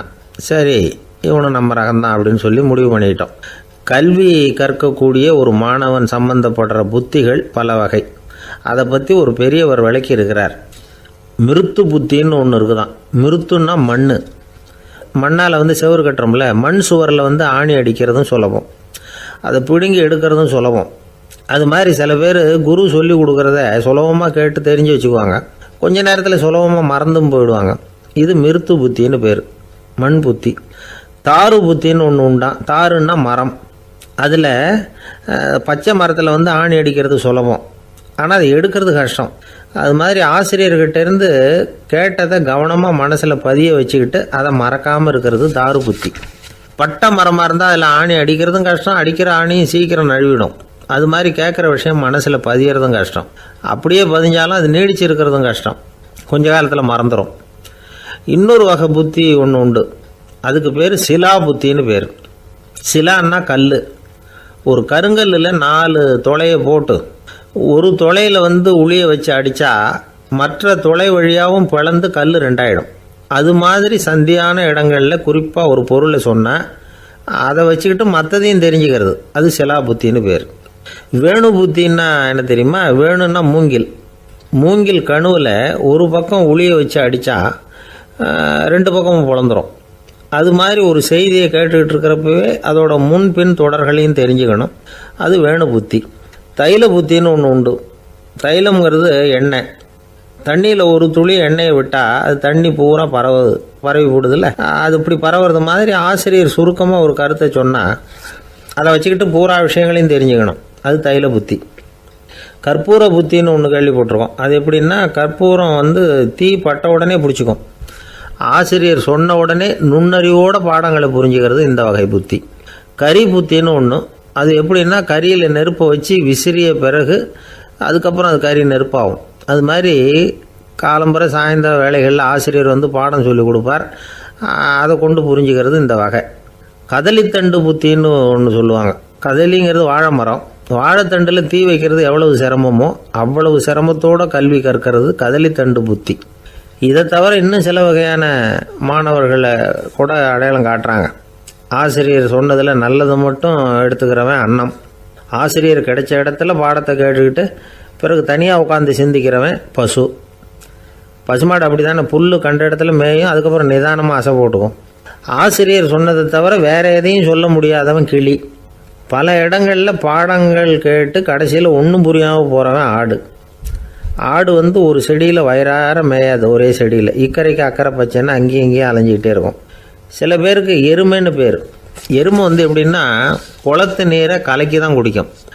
அது மாதிரி ஆசிரியர் மனசை நோக செய்து பயில்கிற மாணவர்கள்லாம் இந்த ரகம். இவ்வளவுலாம் இருந்தாலும் இந்த காலத்து மாணவர்கள்லாம் ஒரு தனி ரகம்.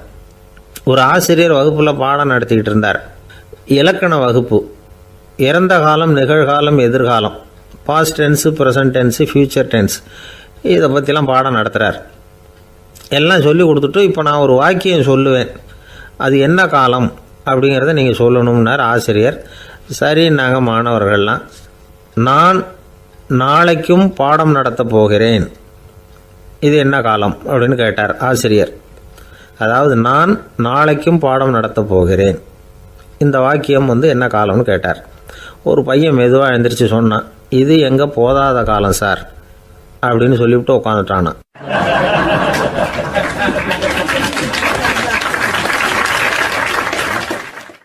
ஒரு ஊரில் ஒரு ஆள் இருந்தான். கற்பனையிலேயே காலத்தை கடத்திக்கிட்டு இருந்தான். ஒரு நாள் ஒரு மரத்தடியில் உட்காந்துருந்தான். அவனுக்கு பசிக்கிற மாதிரி தெரிஞ்சுது. உடனே கற்பனையிலேயே சாப்பிட ஆரம்பிச்சிட்டான்.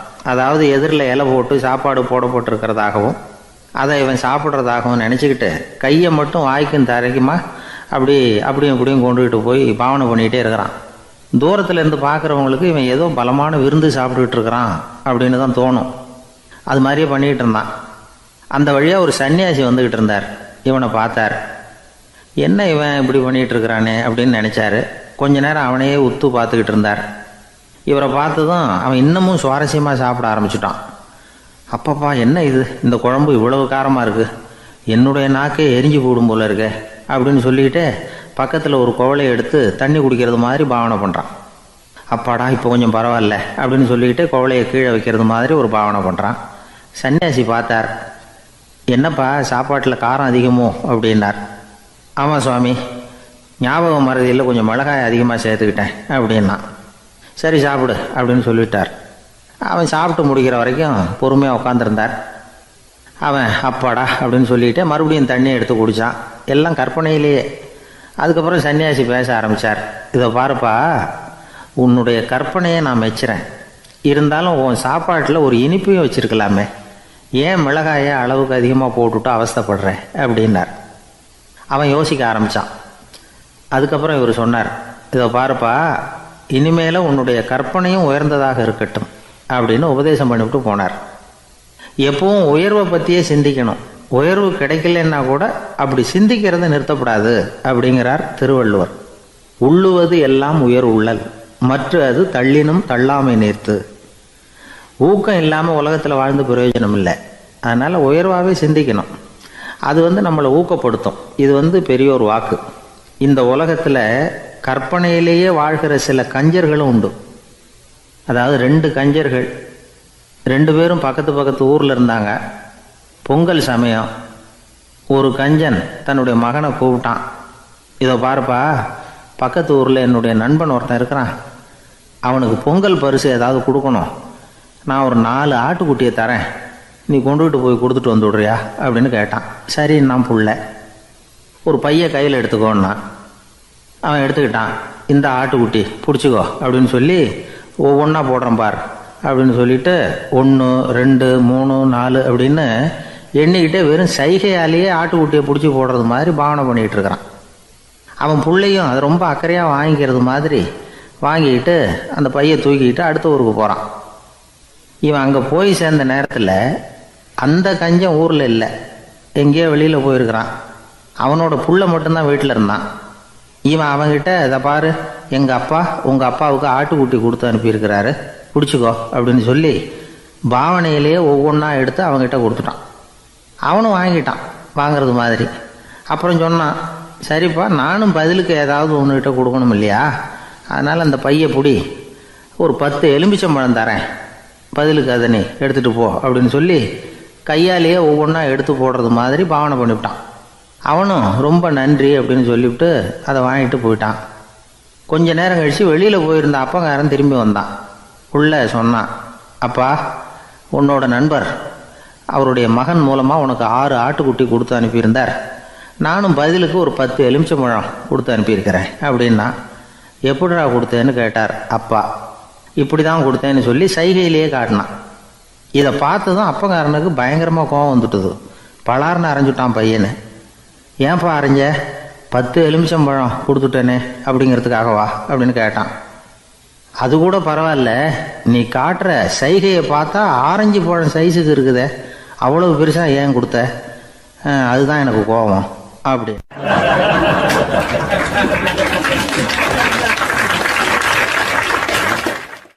ஒருத்தர் ஓடி வந்தார். இன்னொருத்தரை பார்த்து, சார், உங்கள் சைக்கிளை ஒரு நாள் இரவல் கொடுங்களேன், பக்கத்து ஊருக்கு போயிட்டு வர வேண்டியிருக்கு அப்படின்னார். இவர் சைக்கிளை கொடுத்து பத்திரமா கொண்டுகிட்டு போங்கன்னார். சார், இதை பத்திரமா கொண்டு போகிறேன், கவலையே வேணாம், ஏன்னா இது உங்களோட சைக்கிள் அப்படின்னு நான் நினைக்கல, என்னோட சைக்கிளாக நினைக்கிறேன் அப்படின்னார். அதுக்கப்புறம் தான் இவருக்கு உண்மையாகவே பயம் வந்துட்டுது. ஏன்னா அவர் சொன்னது மாதிரி அதை தன்னோட சைக்கிளாகவே நினச்சி தள்ளிட்டு போட்டால் என்ன பண்ணுறது. எதை நம்முடையதாக நினைக்கணுங்கிறதுக்கு ஒரு வரையறை இருக்குது. சில பேர் ஆஃபீஸையே வீடாக நினச்சி விடுறது உண்டு. அப்படிப்பட்டவங்க கூட வீட்டை ஆஃபீஸாக நினைக்கிறது இல்லை. ஏன்னா வீட்டில் இவர் ஆஃபீஸராக நடந்துக்க முடியறதில்ல. இதெல்லாம் ஒரு பக்கம் இருக்கட்டும். இப்போ விஷயத்துக்கு வருவோம். பொறியியல் மேதை டாக்டர் விஸ்வேஸ்வர ஐயா இருந்தார் இல்லையா, பாரத ரத்னா விருதெல்லாம் கொடுத்தாங்களே. ஆஃபீஸ் வேலை வேறு, சொந்த வேலை வேறு அப்படிங்கிறதுக்கு ஒரு உதாரணமாக இருந்தவர் அவர். மைசூர் மகாராஜா கிட்ட திவானாக இருந்தார். அவர் ஒரு நாள் அரசாங்க வேலை காரணமாக வெளியூர் போயிருந்தார். ஹாசன்கிற ஊருக்கு பக்கத்தில் ஒரு பயண மாளிகை, அங்கே தங்கிவிட்டார். ராத்திரி அங்கே தங்கி இருந்துட்டு விடிஞ்சதும் ஊருக்கு திரும்புறதாக திட்டம். ராத்திரி தூங்கிறதுக்கு ரொம்ப நேரம் ஆகிட்டுது. ரொம்ப நேரம் வரைக்கும் அரசாங்க சம்பந்தப்பட்ட வேலைகளையே பார்த்துக்கிட்டு இருக்கிறார். அரசாங்க ஃபைல்கள் நிறைய இருந்தது. அதையெல்லாம் ஒவ்வொன்றா எடுத்தார், படித்து பார்த்தார், பரிசீலனை பண்ணார். அதில் எழுத வேண்டியதை எழுதினார், கையெழுத்து போட்டார். ஒரு வழியாக அந்த வேலையெல்லாம் முடிஞ்சுது. அதுக்கப்புறம் என்ன பண்ணார்னா, தன்னுடைய சூட்கேஸை திறந்தார். அதிலேருந்து 2 மெழுகுவத்தியை எடுத்து கொளுத்தி வச்சார். அந்த பயண மாளிகையில் அது வரைக்கும் எரிஞ்சிக்கிட்டு இருந்த மின்சார விளக்குகளை அணைச்சிட்டார். அதுக்கு பிறகு அந்த மெழுகுவத்தி வெளிச்சத்தில் சில புத்தகங்களை தொடர்ந்து படிக்க ஆரம்பிச்சிட்டார். அந்த பயண மாளிகையில் பணியாளராக இருந்தவர் இதை பார்த்துட்டு ஓடி வந்தார். மறுபடியும் மின் விளக்கு போடுறதுக்காக போனார். விஸ்வேஸ்வர ஐயா அதை பார்த்துட்டு போட வேணாம்ட்டாராம். இது வரைக்கும் நான் அரசாங்க அலுவல்களை கவனிச்சிக்கிட்டு இருந்தேன், அதனால் மின் விளக்குகள் அப்போ எரிஞ்சதில் தப்பு இல்லை. இப்போ நான் புத்தகம் படிச்சுக்கிட்டு இருக்கேன், இது என்னுடைய சொந்த வேலை. இங்கே இருக்கிற மின் விளக்கு அதுக்காக ஏன் எரியணும் அப்படின்னு கேட்டாராம். இப்போ இருக்கிற சில அரசு பணியாளர்கள்கிட்ட இந்த சம்பவத்தை பேச்சோட பேச்சாக சொல்லி பார்த்தேன்.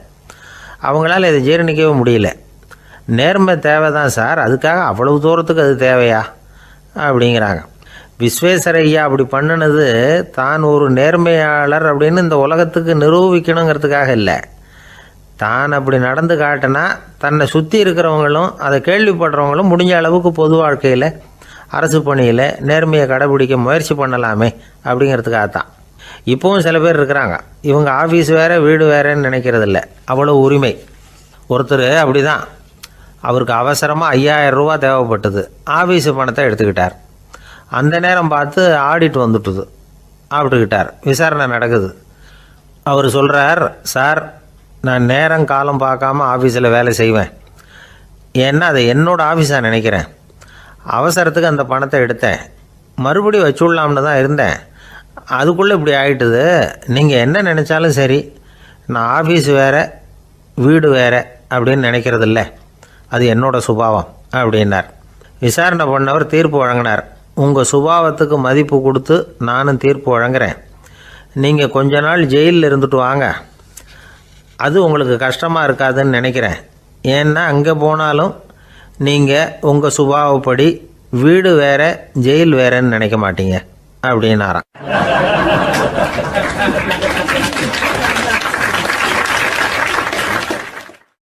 ஒரு நண்பர் யாருக்கோ ஃபோன் பண்ணிகிட்டு இருந்தார். அவர் பேசி முடித்ததும் நான் அவரை பார்த்து, இப்போ ஃபோன் பண்ணிங்களே, அந்த ஃபோன் நம்பர் என்ன அப்படின்னு கேட்டேன். அவர் தலையை சொரிஞ்சுக்கிட்டார், ஞாபகம் வரலன்னார். சரி சார் அதை விடுங்க, உங்கள் மனைவி பேர் என்ன அப்படின்னு கேட்டேன். மாலதின்னார். என்ன சார் இது வேடிக்கை, கொஞ்ச நேரத்துக்கு முன்னாடி பேசின ஃபோன் நம்பர் மறந்து போச்சு. எப்போவோ கல்யாணம் பண்ணிக்கிட்ட மனைவி பேர் மறக்கலை, அதை கரெக்டாக சொல்லிவிட்டீங்களே அப்படின்னு கேட்டேன். அவர் என்ன ஒரு மாதிரியாக பார்த்தார். அவர் அப்படி என்னை பார்த்ததில் ஒன்றும் தப்பு இல்லை, ஏன்னா நாம் எல்லாருமே அப்படி தானே. ஒரு குறிப்பிட்ட காரியத்துக்காக தொலைபேசியில் ஒருத்தட்ட பேசுகிறோம், அதுக்கப்புறம் அந்த எண் நமக்கு அனாவசியம், அதனால் மறந்துடுறோம். இதுக்கு பேர் தான் தற்காலிக ஞாபகம். ஆனால் மனைவி பேரை மறந்துட முடியுமா? முடியாது. அது அவசியமான ஒன்று. அடிக்கடி அந்த பேரை உபயோகப்படுத்துகிறோம், அதனாலேயும் அது முக்கியங்கிறதுனாலேயும் அதை மறக்கிறதில்ல. இதுக்கு பேர் நிரந்தர ஞாபகம். சரி, இந்த தற்காலிக ஞாபகம், நிரந்தர ஞாபகம், இது 2 ஞாபக அளவுகளையும் கட்டுப்படுத்துறது எது அப்படின்னா மூளைக்குள்ளே நடக்கிற மின்சார நடவடிக்கைகள் தான். தற்காலிக ஞாபகம் ஒரு மின்னல் மாதிரி தோன்றி மறையுது. நிரந்தர ஞாபகம் ஒரு படிவம் போல் மூளையில் படிஞ்சுடுது. ஒரு சம்பவத்தின் பல பிரதிகள் மூளையில் பல்வேறு பகுதிகளிலேயும் படிகிறதுனால ஒன்று மறைஞ்சாலும் மறந்தாலும் இன்னொன்று மறையறதில்லை. இப்படிப்பட்ட நிலைமையில தான் இந்த தொண்டையில் இருக்கு, வாயில் வரமாட்டேங்குது சார் அப்படிமா. ஒருத்தருக்கு எந்த துறையில் ஆர்வமும் ஈடுபாடும் அதிகமோ அது சம்பந்தமான ஞாபக சக்தி அதிகமாக இருக்கும். தொழிலை விரும்புகிற ஒரு டெலிஃபோன் ஆப்ரேட்டருக்கு எண்கள்லாம் நல்ல ஞாபகம் இருக்கும். அது மாதிரி கவிஞர்களுக்கு வார்த்தைகள் நல்ல ஞாபகத்தில் இருக்கும். இது ஒரு பக்கம் இருந்தாலும் ஒரு மூளை எண்களை விட எழுத்துக்களை விட படங்களை ரொம்ப சுலபமாக ஞாபகத்தில் வச்சுக்குது. புரிஞ்சுக்கிற தன்மை, அனுபவம், புத்தி கூர்மை இது கூடி குறையிறத பொறுத்து ஞாபக சக்தியும் ஏறும் இறங்கும். இப்போ உதாரணத்துக்கு ஒரு பையனுக்கு படித்தது எதுவும் ஞாபகத்தில் இல்லைன்னா அவன் அதை சரியாக புரிஞ்சுக்கலைன்னு அர்த்தம். இந்த மறதிங்கிறது எந்த சமயத்தில் ஒரு பிரச்சனை ஆகுது தெரியுமா? உங்களுக்கு வேண்டியப்பட்ட ஒருத்தரை ஞாயிற்றுக்கிழமை சாயந்தரம் சரியாக 5 மணிக்கு கடற்கரைக்கு வர சொல்லிவிட்டு அந்த நேரத்தை மறந்துவிட்டா அது பரவாயில்ல, வர சொன்னதையே மறந்துவிட்டா தான் நிலைமை மோசம்னு அர்த்தம். இப்படி இருந்தால் இது சிகிச்சை எடுத்துக்க வேண்டிய நிலைமைங்கிறத புரிஞ்சுக்கணும். ஆமாம், இதுக்கும் மருந்து இருக்குது. ஆனால் மூளை குறிப்பிட்ட அளவுக்கும் கீழே இயங்குறப்போவோ இன்னொன்று சொல்லுவாங்க, இந்த நியூரோ டிரான்ஸ்மிட்டர் அப்படின்னு சொல்லுவாங்க. அப்படிங்கிற மூளை ரசாயனம் ரொம்பவும் குறைஞ்சி போகிறப்போ மட்டும்தான் உபயோகப்படும். டாக்டர் என்ன சொல்கிறாங்க தெரியுமா? மூளையை பொறுத்த வரைக்கும் அதில் ஞாபக சக்தி அதிகமாக உள்ள மூளை, மறதி உள்ள மூளை அப்படின்னு ஒன்றும் கிடையாது அப்படிங்கிறாங்க. நினைவு வச்சுக்கிறதுக்கு பயிற்சி அளிக்கப்பட்ட மூளை, பயிற்சியற்ற மூளை அப்படின்னு வேணும்னா சொல்லலாம் அப்படின்னு சொல்கிறாங்க. அதனால் நம்ம ஞாபக சக்திங்கிறது நம்மக்கிட்ட இருக்கிற பயிற்சி, முயற்சி இதை பொறுத்து தான் அமையும். ஒருத்தர் ஒரு பென்சிலை எங்கேயோ வச்சுக்கிட்டு தேடிக்கிட்டு இருந்தார். அப்புறம் என்னமோ தீவிரமாக யோசனை பண்ணி அதை ஞாபகப்படுத்தி பார்த்துக்கிட்டு இருந்தாராம். எதிரில் உட்காந்துருந்தவர் சொன்னார், பென்சிலை தானே தேடிக்கிட்டு இருக்கீங்க, அது உங்கள் வலது காதில் இருக்குது சார் அப்படின்னாராம் அவர். இதுக்கு அவர் சொல்லியிருக்காரு, பென்சிலை வலது காதில் தான் வச்சுருக்கேங்கிறது எனக்கு நல்லா ஞாபகம் இருக்குது, ஆனால் எது வலது காதுங்கிறது தான் மறந்து போச்சு அப்படின்னாராம். அவர் அதை தான் யோசிச்சுட்டு இருந்திருக்கிறார்.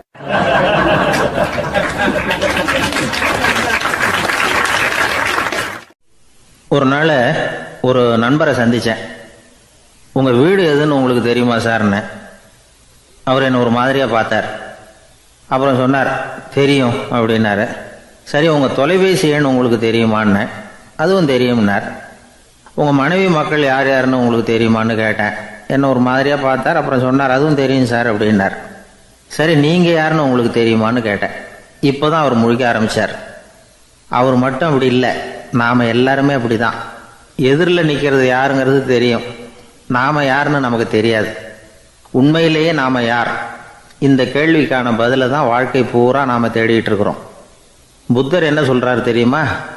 நீங்கள் கடவுளை பற்றி கவலைப்பட தேவையில்லை, உங்களை பற்றின கவலை உங்களுக்கு இருந்தால் போதும் அப்படிங்கிறார். நான் யார், எனக்கு ஏன் இந்த கவலை அப்படின்னு உங்களை நீங்களே கேட்டுக்குங்க அப்படிங்கிறார்.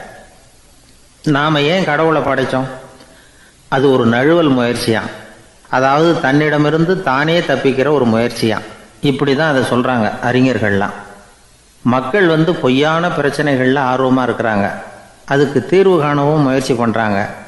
கடவுளை பற்றி விவாதிக்க எல்லாருக்கும் விருப்பம், தன்னுடைய சுயம் பற்றிய பிரச்சனையே இருக்கிறதில்ல. ஆகக்கூடிய விஷயம் என்னென்னா, கடவுள் சமாளிப்புக்கு பயன்படுத்தப்படுகிறார். மனவியல் என்ன சொல்லுது தெரியுமா? கடவுள், சொர்க்கம், மறுபிறவி இதை பற்றிலாம் பேச ஆரம்பிக்கிறவங்க யார் தெரியுமா? போருக்கு போகிறவன், துன்பத்தில் சிக்கி கஷ்டப்படுறவன், நோய் படுக்கையில் விழுந்தவன், இவங்க தான். நாம் அனுபவத்திலே பார்க்குறோமே இதையெல்லாம். கடவுளை துணைக்கு கூப்பிடுறவங்க யாருன்னு கவனித்து பாருங்கள். பரீட்சை எழுத போகிறவன், வேலை தேடி அலையிறவன், பண நெருக்கடியில் இருக்கிறவன், விபத்தில் சிக்கிக்கிட்டவன், இவங்கெல்லாம் தான். தேர்வில் வெற்றி பெற்றதும் அவரை துணைக்கு கூப்பிடுறதில்ல, வேலை கிடைச்சதும் அவர் துணை தேவைப்படுறதில்ல. ஏன் இப்படி? கொஞ்சம் யோசனை பண்ணி பாருங்கள். துன்பம் வருகிற போது அந்த துன்பத்தை தவிர்க்க வேண்டிய நிலையில் அதிலிருந்து நழுவி போகிறதுக்காக பிரார்த்தனை தேவைப்படுது. எல்லாம் நல்லபடியாக நடக்கிறப்போ பிரார்த்தனை செய்கிறதில்ல. புத்தருடைய வழி என்ன தெரியுமா? அந்த வழியில் கடவுளும் கிடையாது, பிரார்த்தனையும் கிடையாது. புத்தர் செய்தது இதைத்தான். அதாவது கடவுள்கிட்ட இருந்து மனிதனையும், மனிதன்கிட்ட இருந்து கடவுளையும் அவர் விடுவித்தார். புத்த மதம் என்ன சொல்லுது தெரியுமா? கடவுள் பிரச்சனை அல்ல, மனிதன்தான் உண்மையான பிரச்சனை அப்படின்னு சொல்லுது. உங்களை நீங்கள் நல்லா தெரிஞ்சுக்கிட்டா போதும், நீங்களே கடவுள் ஆகிடுவீங்க அப்படிங்கிறது தான் புத்த மதம். அதனால் நமக்கு தேவை உள்முக பயணம். நான் யார் அப்படிங்கிற கேள்வியோடு உள்ளே போகணும். அங்கே போனால் தான் தெரியும் நான் அப்படின்னு அங்கே யாருமே இல்லைங்கிறது. இதெல்லாம் புத்தர் சொல்லுகிற ஒரு தத்துவம். தத்துவம்னு சொன்னாவே நமக்கெல்லாம் அதை புரிஞ்சுக்கிறது கஷ்டம்தான். நம்ம பொறுத்த வரைக்கும் தத்துவங்கிறதுல 2 வகை உண்டு. ஒன்று தத்துவம், இன்னொன்று மகா தத்துவம். தத்துவம்னா என்ன தெரியுமா? கேட்குறவங்களுக்கு புரியப்படாது, அதுதான் தத்துவம். மகா தத்துவம் என்னன்னா சொல்கிறவங்களுக்கும் புரியப்படாது. அந்த வகையில் பார்த்தா இன்று ஒரு தகவலும் ஒரு மகா தத்துவம் தான்.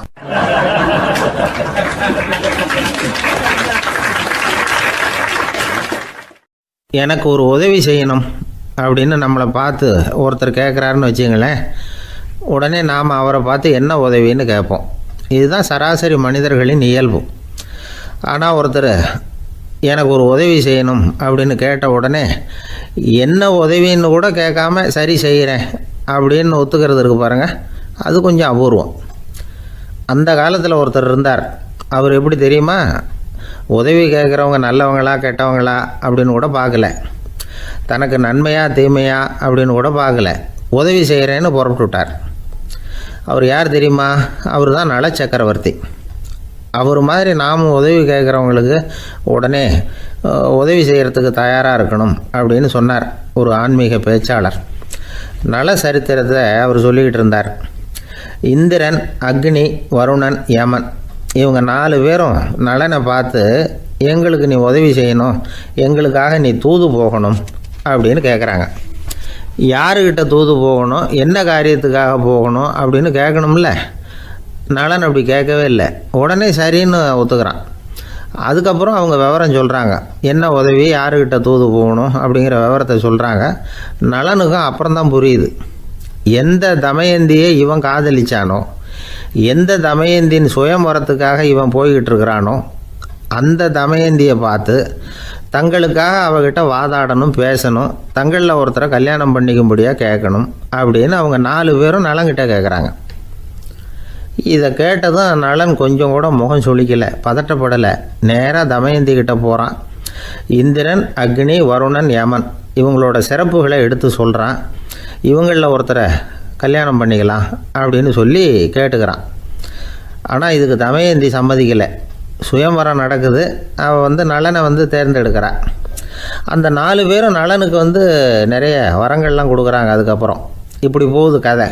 இதில் நாம் கவனிக்க வேண்டியது என்னென்னா, உதவின்னு கேட்ட உடனே என்ன உதவின்னு கேட்காம சரி செய்கிறேன்னு சொன்னான் பாருங்கள், அதை கொஞ்சம் சிந்திக்கணும். செய்கிறேன்னு ஒத்துக்கிட்டதுக்கு அப்புறம் அது என்ன உதவின்னு தெரிஞ்சும் முகம் சுளிக்காமல் அதை செஞ்சான் பாருங்கள், அதையும் கொஞ்சம் சிந்திக்கணும்.